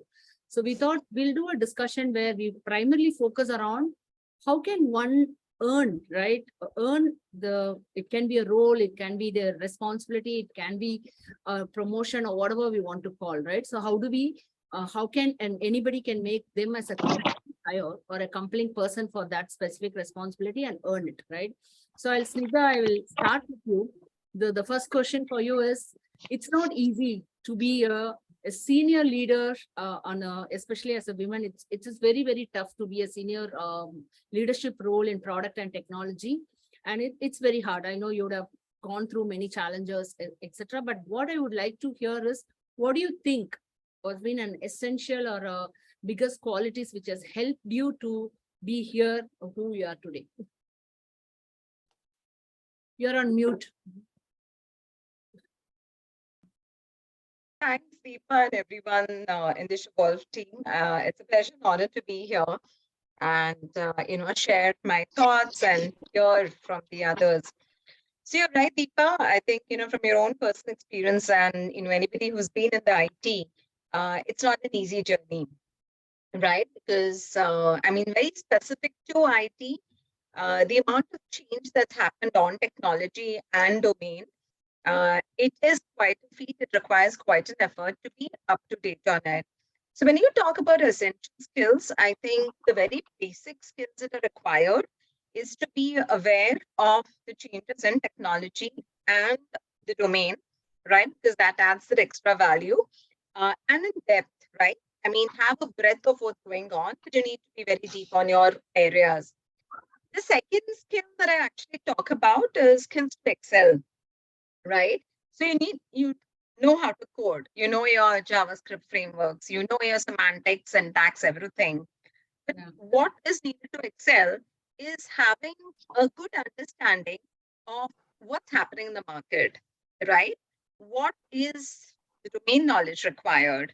What are the customers' needs, whether they are explicitly stating it or it's implied, right? For user experience.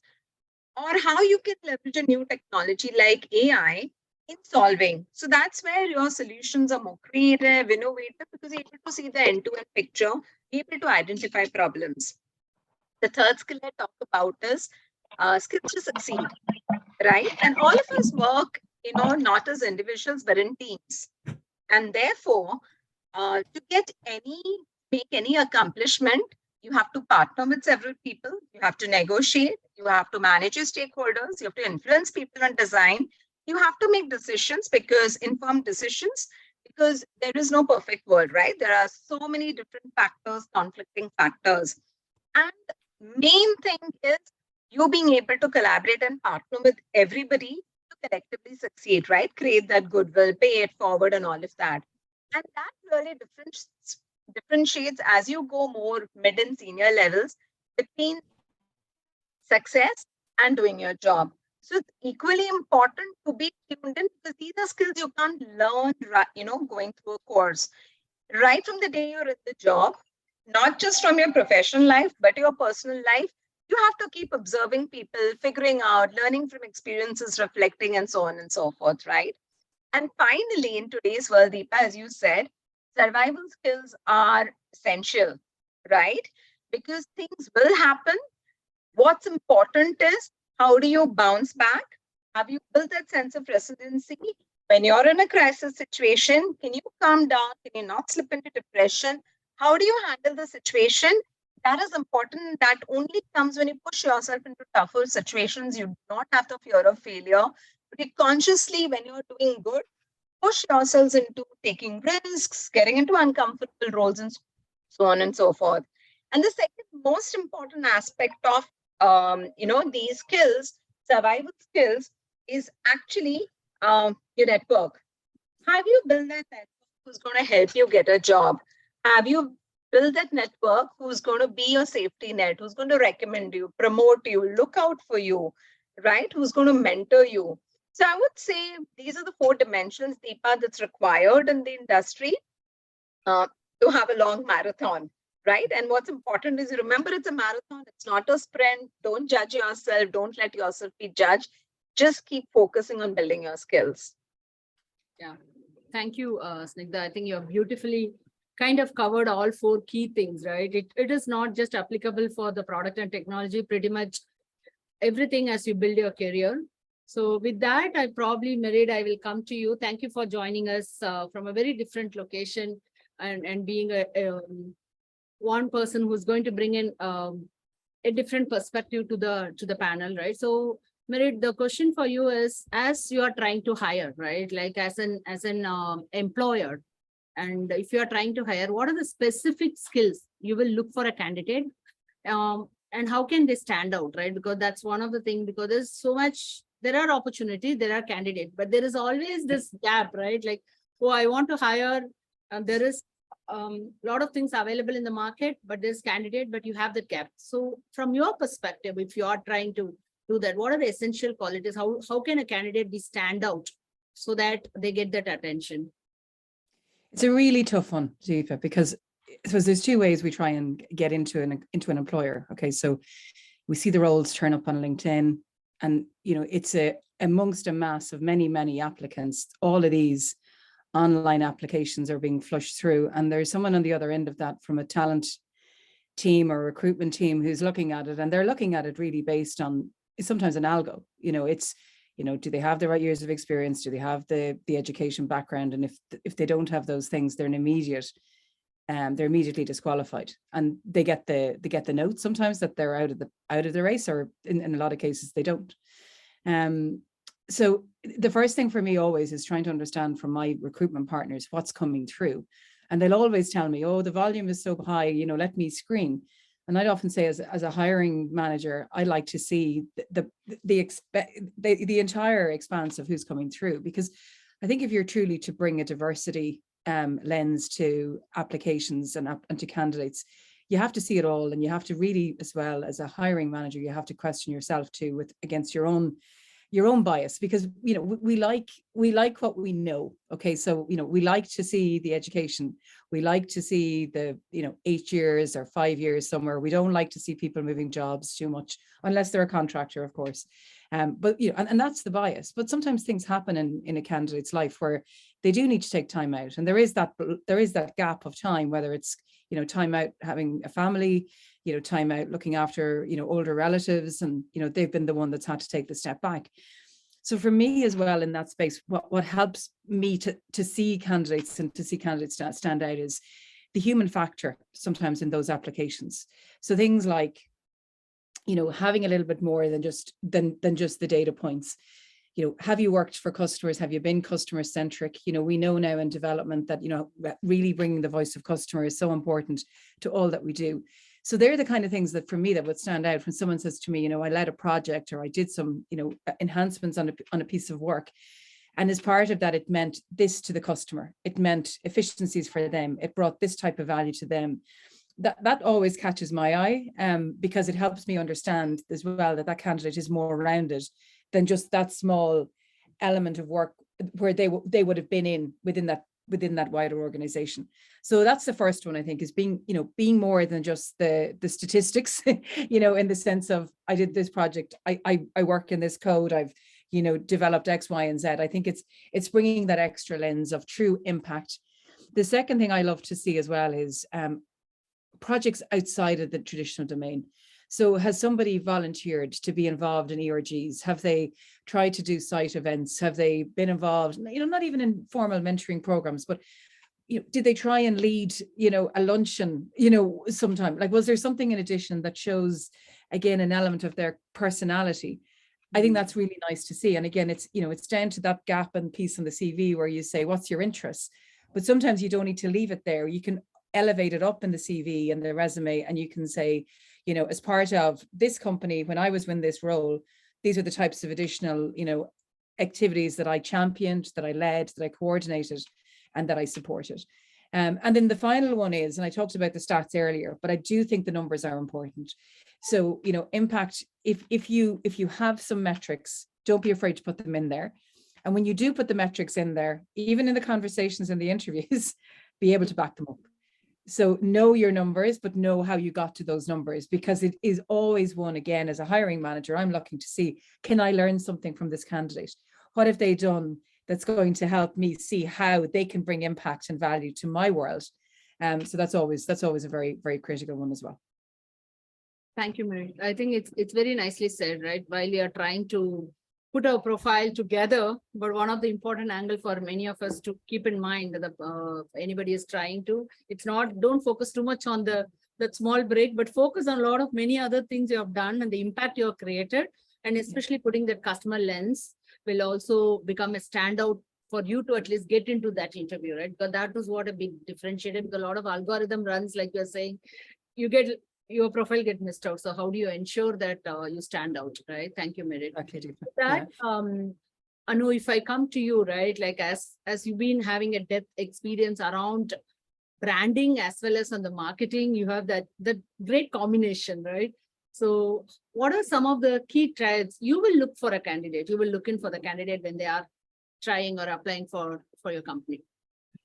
Yeah, first of all, thank you, Shevolve, for having me as part of this panel discussion. It's already turned out, it's just started, but so insightful listening to my other panelists here.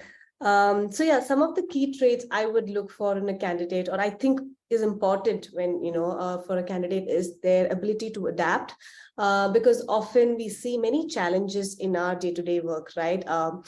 Things keep changing, it always keeps evolving, and how flexible I am to adapt to those challenges and look at it from a different perspective, look at it from a different lens.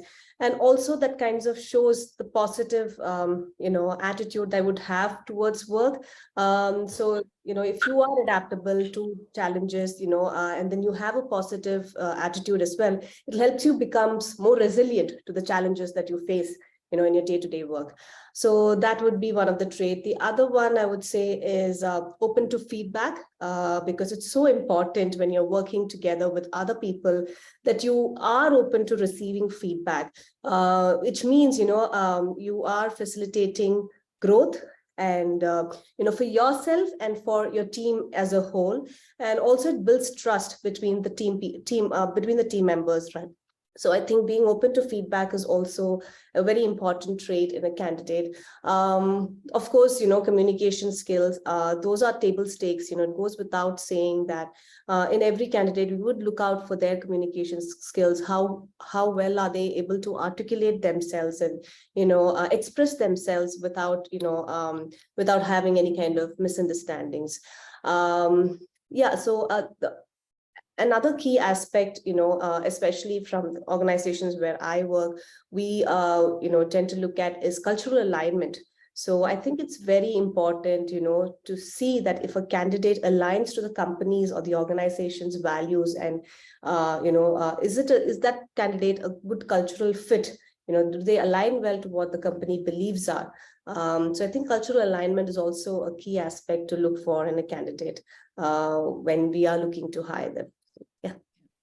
I think it's a great one, because I think with cultural alignment, we do always try to understand, is somebody going to be a fit? And sometimes when a candidate doesn't work out, it can be a lot of that they weren't a fit for that organization. And sometimes as well, maybe that organization isn't a fit for them. And I don't know, do we always really think about that? But, as a candidate, we're interviewing the company and the hiring managers as much as they're interviewing us as well.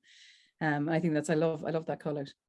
Yeah, thank you. And I think the one thing, we many times look at the cultural angle. As the one thing I liked what you said is open to feedback, right? I think that's a very interesting angle. Like, how do you evaluate? Because as you grow in the career, it's so important to getting that feedback and readjusting it, right? Yourself, and taking that as not in a closed mindset, right? So it's a very interesting point you said.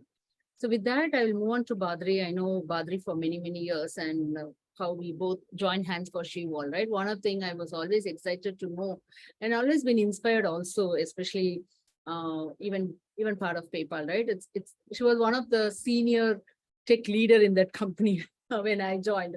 So it's always an interesting question. So Badri, I want to know, like, what inspired you to pursue a career in technology? And what do you think some of the key skills, because you had a very long run it's not easy for you, like starting as an engineer and then moving up to a leadership is not easy. What are some of the key skills has helped you to be successful? Hi, everybody. Good evening. Nice to have you all on this panel of Shevolve, first of all. Yes, I think when I started my career, I latched on to the technology because that was probably the most lucrative and thriving world. That's how I got into it. But I think over a period of time, the different opportunities and experience I got, okay, I just latched on to that as natural as possible, because I am a very aspirational person, and I thought that if I could stand out by taking that role, then I think I would do whatever it takes to keep me relevant to that opportunity. So I made sure that I kept myself relevant, not hesitate to learn, ask for help, make myself skilled, and evolve with the ever-changing technology field. Okay, that's how I could actually sustain the career in technology. And as times moved on, it also gave me a lot of opportunities to learn different parts, different technology, move around world, see different people, and really change things. So I think that feeling of making it happen, I think made sure that that I could sustain that career. Some of the skills, I think your second question was about what are some of the skills and experiences that helped me to succeed is, I think, staying relevant. So when I started my career, it's not very long ago, but I think I started as a client. It was a client-server architecture, which no longer exists now. And I think, I also had opportunities to move to different domains of the core banking system, working in Unix, the different evolution of the software configuration systems. I think all of these were ever changing, and I made sure that I took the time to learn, except when I did not know it, but take the time and the resources to make myself relevant so that I could command respect with the team. That's the most important key skill, is what I would say. And the second thing is, I think, the willingness to learn, and you have to adapt. You have to unlearn certain things because things were different 10 years ago, 15 years ago. I think that's something that I have to unlearn and adapt to the new one. And even if it has to come from a person who's experienced and coming from a different domain, different world, I think that adaptability is another key skill and experience I would say that helped me to succeed. And I think definitely like skills like communication skills, where you have got to make sure that you don't have to be hands-on, you don't have to know every nuances in syntax and semantics, but I think you should be able to make decisions based on certain conceptual factors, and you should be able to rely on your team as much as, because at some point of time you won't be able to experience firsthand, but I think you have got to rely on somebody's experience and expertise and make decisions based on that adaptability, that communication skill, that camaraderie and collaboration are some of the key skills that I think that help me to succeed in this field. And I think the more so, even if it has to be that one person and I have to take over that team, even if it is a different technology, I have to learn over a period of time and be able to take that transition with responsibility, but gracefully. I think that is another key skill that I would say that helped me to pursue and sustain in that. So that when I became the director, I think in technology, especially in PayPal, yes, I had fear of judgment. I had fear of failure within me, but I made sure that did not conquer me. I made sure I latched on to that opportunity and took all the help to sustain that. So these are some of the experiences I would call out as something that helped me succeed. Thank you, I Badri. just add a little bit, Badri, just because I had the distinct pleasure of working with you for a number of years. And, you know, the one thing about yourself, Badri, and with the Deepa and the team in Chennai, you just, the sense of trust that you had built across the wider organization. So, you know, leaders in the US would look to Badri as the leader there and the leader of the team. And many times I was with you in Chennai and I would meet the team and they would look up to you as that person who, you know, had their back, supported their people. I think you were always an amazing networker. I don't think there was anyone in the company you didn't know and who didn't know you and who didn't know the great work that you and your team were doing. So I think you were always a really strong colleague in that regard, and just, you know, pushing for your team, but also helping. You know, it didn't matter where they were in the world. They knew that they could call on you and you would do whatever you needed to do to help them. And likewise with Deepa too. Thank you, Mary. So with that, I'm going to go to, I think, Badri, you covered a lot of things. So hopefully that should help many people, because those are the qualities is definitely applicable for whoever is looking for the job as well as who is looking to grow their career. So Snigdha, with that, one of the key thing is everybody, right? All of us want to hire the top talent, and all of us want our hire to be super duper hit, right? I really want to know from you, like, what are some of those qualities you will look for? Because it's like you were saying, there are part of our role is also take a very good people on our team, and we do mistakes, it's fine, but we do take some risks. So I just want to hear from you, how do you go about hiring those, identifying, and as well as what are the qualities you will look for to hire? Sasha, before I get into the question, you made a very good point, Deepa. I think the optimal candidate is what we also as hiring leaders need to think of, because sometimes we hire overskilled people and then it's a disaster, right? Because you're not able to keep them engaged. So I think what's important is the evaluation of the role fitment itself, and then figure out what kind of candidates. But now coming to the question that you asked, I think as a hiring leader who's hired a lot of different kinds of candidates over the last couple of decades, skills, obviously, right? One challenge we definitely see is people not being able to evaluate the depth. So they'll put all kinds of skills, technical skills or functional skills in their resume.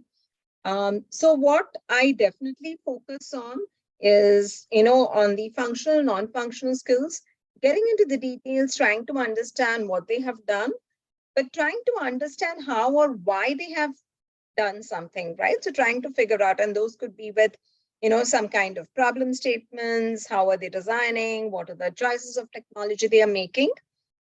So that just filters out people who have really done stuff and are good at it versus people who are just have a surface level knowledge. The second thing that I look at, especially being in IT industry, of course, today technology all across the world is changing. The way we do things is changing. So that I would create as a very mandatory or essential skill is the aptitude, right? So yes, great. You know your stuff. I'm hiring for this particular technology and you know it. But hey, you know what? Do you have this passion or zeal to keep learning? Or do you have analytical skills? Like just because you've solved one problem, do you know only to solve those similar problems? Or are you able to apply that in a different context, right? Can you adapt from a B2B to a B2C scenario, right? Or can you move from a customer facing application to enterprise facing application? Or even better, can you go to a hardware firm and then try to, influence and develop software over there? So that's one area where it is very difficult to judge because there's enough coaching for people to say the right things, right? So that's where I would typically use a scenario-based analysis or give them a case study and then have this discussion, debate, challenge them, see, corroborate why they are saying what they are saying. Do they have evidences? Do they have a strong point of view? Are they able to do a what if analysis, deal with ambiguity? And that I think brings out this aspect which is more important, right? Because change is inevitable, as we know. So are they able to go on this learning journey and, adaptability journey? And the third, even more important, I would say, is attitude, right? All of us know, again, I think I'm probably harping on the same thing as, and some of my, panelists have also said that there's going to be tough situations. There's going to be stress factors. There's going to be crisis in the organization. Do people have the confidence? Do they have this can-do attitude that whatever it is, I can solve a problem. I can do it calmly, right? I can really think through it and not panic, not mess up, right? Not break down. And are you able to, like, especially as you grow in your career, I think stakeholder management, managing up, your values, the way you operate, all of that become important, right? So I think the attitude is again another area where this is based on their experiences. I would ask them to describe tough situations where I would really want them to talk about failures, right? And that kind of helps you understand whether they open feedback, whether they are ready to change, what is the worst thing that the feedback that they have got. And that also helps you understand whether the person is being authentic, right? Are they giving scripted answers, which are nice to hear? Or are they really challenging you, right? A lot of people will say, I love to challenge, I challenge the status quo. but then also pushing them a little bit off the edge and seeing how they're handling the situation itself. I think those are things that I would definitely do, and the tools that I would use to validate the candidate. Thank you, Snigdha. I think that's very lovely because it's not an easy job, right? I know there are basic things we can easily do, but there is some amount of risk we take, but there are certain ways each leader do it. Thank you for sharing how you do it and how probably you definitely had a lot of good talent. You left in PayPal also, so we can see that. Thank you for that. And with that, I'll go to Merit. I know when Anu was talking about the culture fit, you chimed in about how important. So how do you assess the culture fit and the candidate, and why it is so important to someone be culturally fit for the organization from your perspective, Merit? The big question really is, can I work with this person? That's kind of what comes up in my head. I kind of go like, and I know it's, but like, do I like them? Do I think that they're going to have the positive attitude, the energy that I like to have around my teams? Are they going to get on with my team? I think that's really important. You can hire in, someone who's amazing with all the skills and all the expertise, but if they're not able to work with people and bring people with them on the journey, then it's going to disrupt the team that I have. So they're really the two. And the way I kind of try to get to the bottom of that is, I don't go down so much a formal interview route. Like, I will ask them questions about their experience and their background, but a lot of the time I want to know who they are. I want to really get a feeling for how they react in situations and what their attitude is, to challenges. So questions I throw out to them would be, not tell me your greatest challenge or what your biggest difficulty was, but more, talk me through, a situation where if I was to say to you, I need something done very quickly under pressure, how would you deal with that? What would you do? And the sort of answers I'm looking for them to bring to the table are that they'd lean into their colleagues, that they'd, see who can help, that they'd, and they wouldn't just be on their shoulders, but that they'd look beyond again to the wider landscape to see how they can bring people with them. Because I think when teams are working together and people are working together, there's a natural energy of going on that journey together to whether it's to problem solve for something and to come up with a solution, or whether it's to, do the best for a customer and deliver, to the best of our ability. There's just that natural synergy. I was in the UK this week. We're kicking off a project where, we're going to bring essentially our cloud native product that we've been working on for quite some time in the issuing space in Fiserv, and we're going to bring it to the Middle East. So, we had our teams together, we had our third parties there as well, and we were brainstorming for 2 days, and just the energy of the room of people trying to, address a challenge together, meant that by the time we got to the do our executive readout to our senior leadership team, they couldn't believe how far we'd come on the journey. Now, there was passion in the room, and there was lots where people, wanted to, raise voices, and there was heated debates and arguments about the right solution. And, we technologists in there who believed that they were they had the best solution over someone else. But what ultimately we got to in the end was just having strong facilitation there to get the voices heard, but a passion that everybody brought to the table. So I'm always thinking about that energy when I'm looking at candidates, and I'm thinking to myself, how can they continue to bring to that team, the impact that we need? And, it's just really standard skills on that. It's just somebody who is, able to get on with people, that can show in their history and their answers that, they've brought people with them, they've been collaborative, how they've been collaborative, how they've dealt with a situation where somebody, is going down a path that they know is not the right path.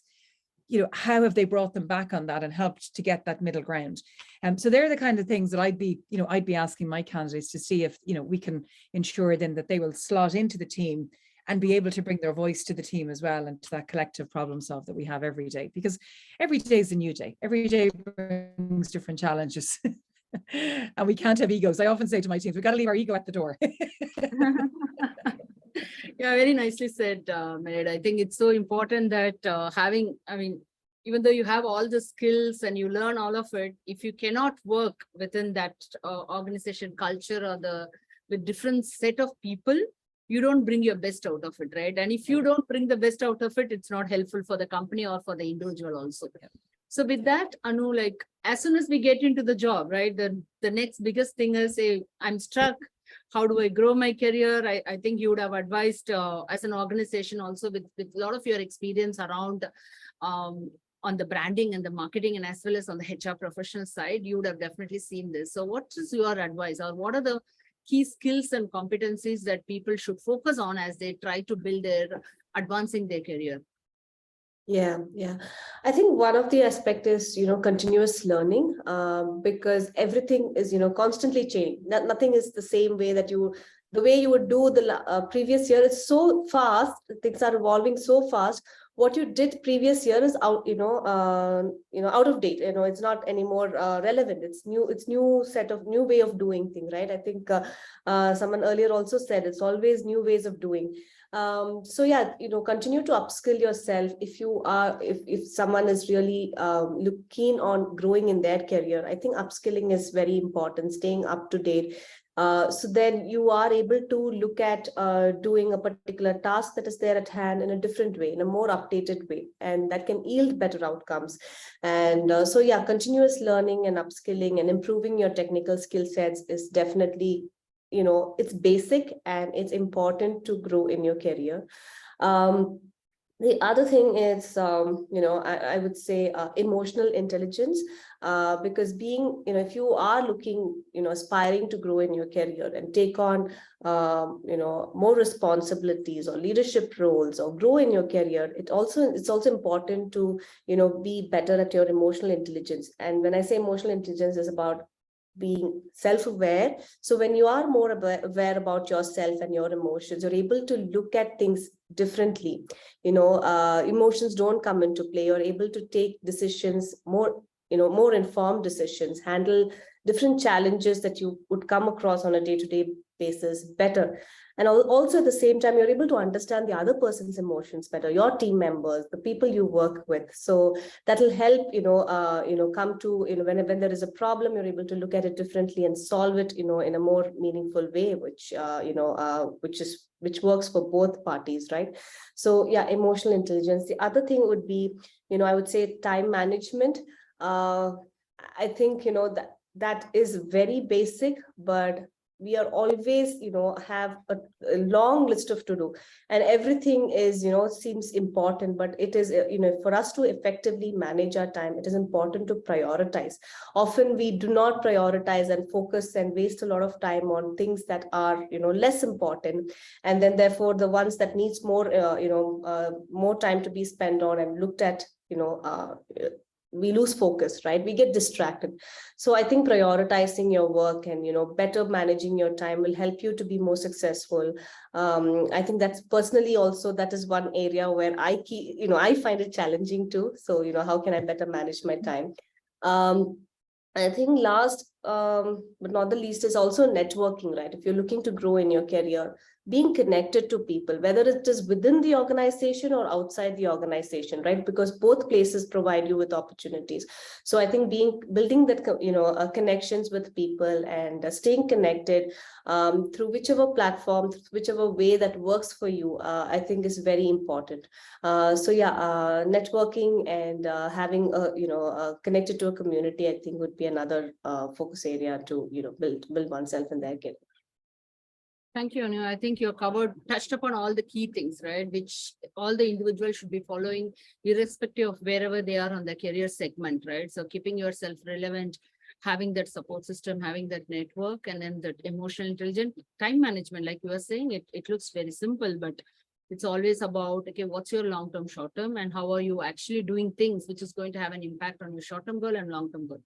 I think that's so important. That's something I learned from Snigdha. So we'll always say that the kind of thing she likes to do is, if there is, how does it impact, right? Like she always assesses if I'm giving the time, how I mean, it's a very important skill, especially for women. We get lost with so many, because it's very difficult to say no to us. So with that, Badri, I'm going to ask you this question, since we've all been talking about recruiting, hiring, retaining, and we also see a trend, especially given it's a women's History Month. I want to ask you this, and being a technology leader, we often see that women follow from the ladder, right? Like as they go up it, we always see the trend, or they are left behind. Why do you think so? And how can we bridge it? Yes, That's what the data says, okay? Women do fall off the ladder because of many reasons. I think I want to focus on some reasons that women themselves put on themselves, okay? I think the women, they are a superwoman. They want to do everything, and they want to have this tendency of perfectionist, okay? So it comes into play, and I think women, when with the changing technology field, women want to be perfect, 90% right before they even sign up for that, okay? That's the thing, because I think the mindset that we can sign it up and we can learn in the process is something that I think women are not wired that way. I think it is something that women have to start adapting to that. So it causes a confidence gap in the women, okay? So unless it is that the data shows that unless they are 90% sure, they're not even going to sign up for, they're not going to even raise their hands for that. That's number one. Number two, I think the very different hats that women wear and life events. We think of so many things in the future and we decide that we won't be able to cope it up. We think all the possibilities of what things go wrong. Yeah. I think the cautious hat that women wear. And what happens is we don't bridge that confidence gap to a higher elevation and take that risk. Okay, that takes a different mindset and a mind shift change, and that causes certain women to fall off the ladder. And I also think women also don't ask for that help. Okay, I mean, if it has to be a role that they have to sustain in technology, I think because of its dynamism, we also have got to equip ourselves with different points of view. That means it requires a different time, different efforts and etc. from the women. So it's important for women to go and ask for that support system, build that support system and ask for that help from different stakeholders so that they are able to equip themselves. The very reason that women don't prioritize themselves and hesitate to ask for the help also makes them not to sign up for those risks or those new work that comes on their way. The other thing is, so these are some of the things which I could think that women don't take time to equip themselves, and so they fall off the ladder. And they all, I think at some point of time, they also think that, to the earlier panels conversation, okay, do really women want to succeed in those new technologies, because it comes with a huge responsibility. And the guilt factor of, am I prioritizing myself before anything else? Am I being selfish? All of these elements come into them. And so they think that signing up for a tech field is a very, very demanding thing, and they won't be able to do justice for that. So we put all of these factors, women usually put all of these factors, and use all of these reasons. And I think they probably choose something else to make sure that they're able to sustain and be on the field, but probably not in tech. I think that's how women fall off the ladder. And I think the very reason to work on all of those things, okay, making sure that they also take time to prioritize. Tech field is not a very, very different animal together. It's a field that we can conquer. It's a field that we can learn in the process. It's okay to ask for that help. It is okay to go and network. If it is not within an organization, ask for external help, reach out to the people, take time, talk to your partner, okay, that there are times where you will help him to prioritize his career. There are times where you will ask for the help from him to prioritize your career, okay, because at the end of the day, it's a level playing field.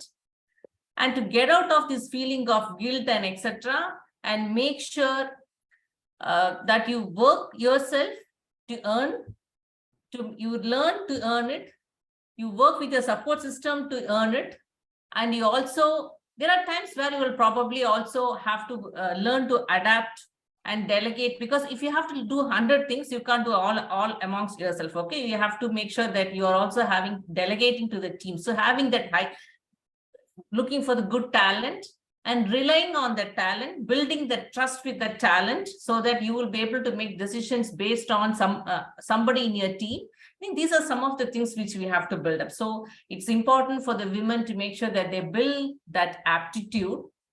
They build skills where it is necessary so that the team respects you and you are able to take some responsible decisions, but you are able to delegate and rely on your team and have that attitude of, I can do it, I will cling on to it as much as possible. I will only drop off that if everything else doesn't work for me. These are some of the things I think women have to start cultivating. I think that's how we can start bridging the gap of women sustaining the tech career. Thank you, Badri. I think you are covered in depth on multiple things. I hope it's like, as an individual, what are the things we can do, and as well as taking the necessary help from the organization, at work, at community. It's all will play a bigger role for us to make this happen, right? Because this gap is not going to go away tomorrow. It exists. It was existing earlier. It was existing today. We all are here. We all, personally, all of you, I know you in some format, right? We don't want this. We don't want a special history of like making a special arrangement for people who are taken break and etc. It's a natural process, but how do we ensure that we equip ourselves and we also ensure there is some support system for us to help, right? So before I go to the last question, Anu, there is one quick question from the group, right? To you, can you share some examples of innovative employer branding strategy that you have used in your career and how it has impacted the organization's success? Yeah, sure. So, for the organization that I work for, ThoughtWorks, right, it's a tech company. So as an organization, ThoughtWorks is also very passionate about diversity, equity, and inclusion. So that is one of our core, value, as I would say, our core belief, to bridge the gap in the tech when it comes to underrepresented minority group, right? And women becomes the larger chunk in that. So specifically in India, we were talking, I would just, take an example of one of the program, I initiated and now it's running successfully, when we looked at our pipeline, our recruitment pipeline, we saw that, the people with more, when we look for roles with more years of experience, 5+ years of experience, there is the talent pool that is available is less within the women. And even in our own organization, we feel that the gender gap, as the years of experience go by, it decreases, the women to men ratio is lesser. And there is a leaky pipeline. There is definitely, after 5 years of working in a technical role, women, for some reasons, for various reasons, right, they take a break or they, change into a different role. So we wanted to, come up with a program where we can, have more women who've taken a career break specifically in the technology domain, right? How can we help them come back and, continue their career in tech, So we have a program called Vapasi, which is, bringing women back to work. And this is especially designed for women in tech. So it's a training program that we offer for, and the program is very well structured, basis on, whether you're in a developer role, in a QA role, or in a BA role. The training program is structured so that we are in that, years of gap that they've had, how can we upskill them? How can we help them with both technical skills as well as the necessary soft skills that they need to boost their confidence, to be able to get back to career, come back to work. So that 4 weeks of training program focuses really on that. So that is one of the things, we did, and we saw that it was very well appreciated. It was helping us to improve, to get more women back to work, not just to ThoughtWorks, but overall in the society itself. We're helping them to go back and apply for jobs and to continue to pursue a career in tech, because that is the challenge. They don't want to pursue a career in tech. They think it's very challenging with their responsibilities in their personal life. It is something that they're not able to carry forward. But then giving them that confidence that they need, showcasing other women who have able to overcome that challenges, how they were able to overcome challenges. Sharing those stories have, helped, this program, and it's running successfully for the last 5 years now. Similarly, we also, a very similar type of program we introduced for people from the LGBTQ community. It is called Interning with Pride, where again, the program is designed for people from, people who come from LGBTQ background, and then within the organization, within the teams also, where they would be interning, we do sensitization workshops to ensure that, when they feel part of the team, and people are more aware, as well as the person who joins, and then how can we have more representation from the LGBTQ community also in technology, right? So these were some of the programs that we ran in India, and it is current, it's still, we have editions coming out and running successfully. So yeah, those are some of the call outs. Yeah, I've heard about the ThoughtWorks return to work. It's an amazing. So it's so nice to hear that you have been one of the champion in doing that or making it happen. Anu, since you're unmuted, I just want to ensure that if you want to give one or two key takeaway, right? Like if anybody is looking to come back, or someone has got impacted in all of this big industry stuff. So what would be that one or two things, if you want them to say, this is something you have to do to make you as a compelling hire, what would be that?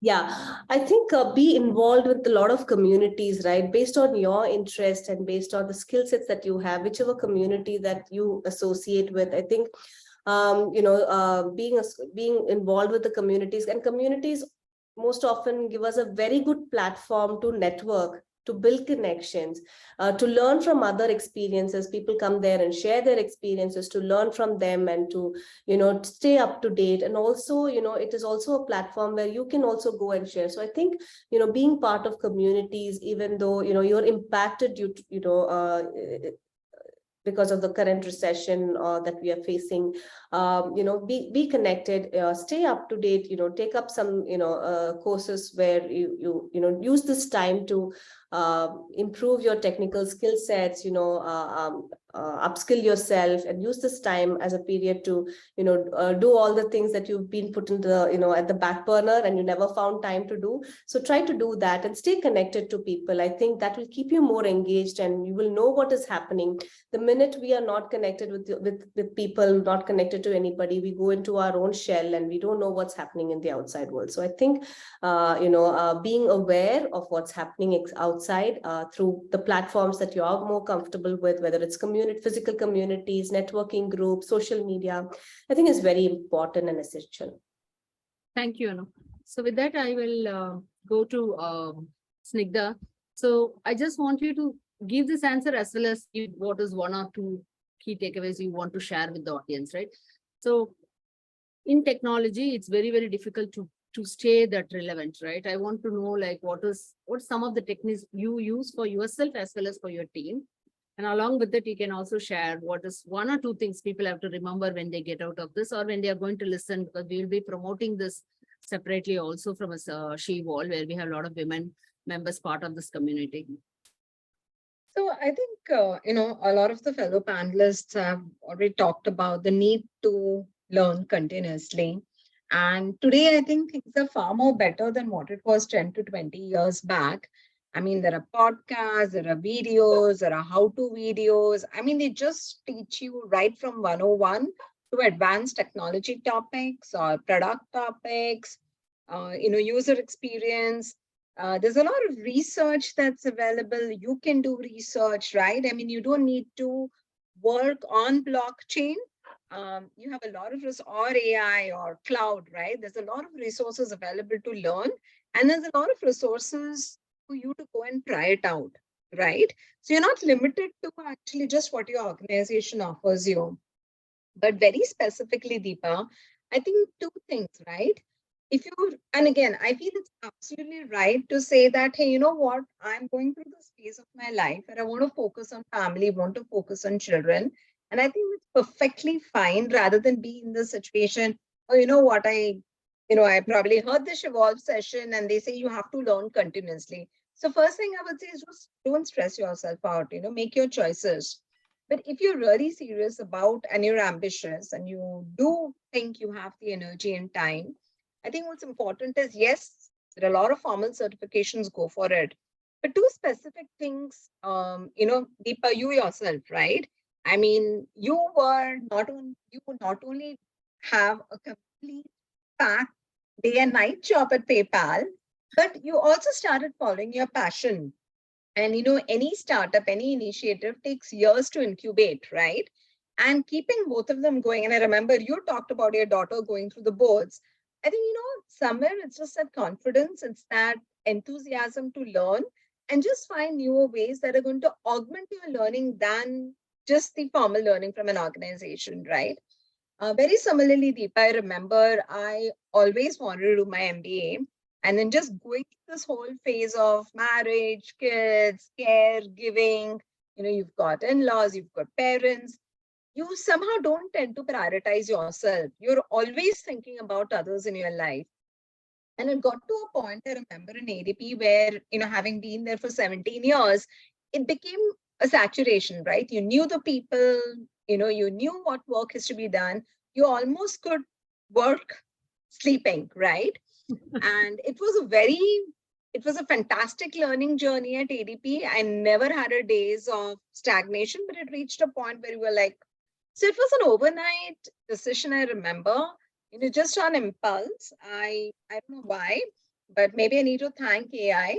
But I got this, last day ISP executive MBA application, some kind of a thing on social media, right? And I say, what, I'm so frustrated and bored that I'm not learning. Let me just apply for it. And sometimes things are just meant to be, right? Applied for it, went through it. I mean, in fact, at 12 o'clock, these people actually wrote to me 12 nights saying, your application's not complete. I said, can you give me some extra time? So it went on to that level. It was that level of last minute thinking. Went through the interviews, all of it. And then I had a lot of people who told me, you're crazy. You've got 2 small kids. And I did have a very big role at ADP, right? Leading so many, couple of thousand people.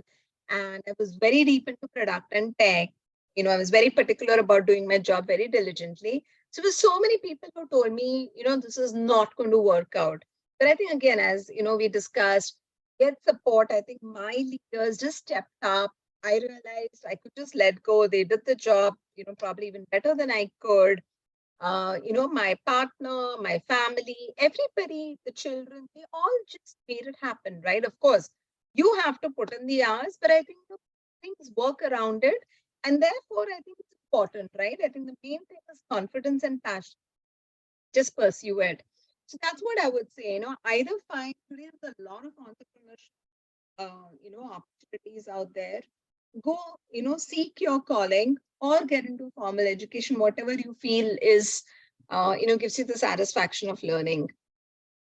Thank you, Smita. I think it's all about learning and taking action. So those two was like, okay, enough of dream, right? Okay, just do something Get into action, actually. That's the key word, right? Yeah. Take that action and then you make a move. So with that, Merit, I'm coming to you.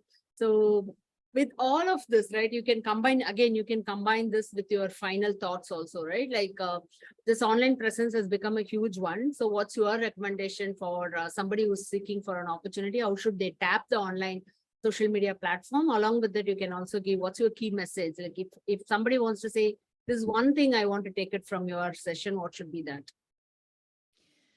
Okay, so the online one, and I think I touched on LinkedIn a little bit. We talked about community and we talked about network. You've got to put yourself out there. You just do. If you haven't spoken to somebody or connected or direct message somebody for a year, don't be afraid just to go do it and go, hi, how are you doing? Hope things are good. It's okay to be a bit of a stalker as well on social media. Keep an eye on people's activity, see where they're going, what they're doing, what their latest posts are. It's no harm because we do rely on our networks. And I remember many years ago, a great mentor of mine said to me, you need to have your own board of directors around your career. And I thought it was a great way of putting it.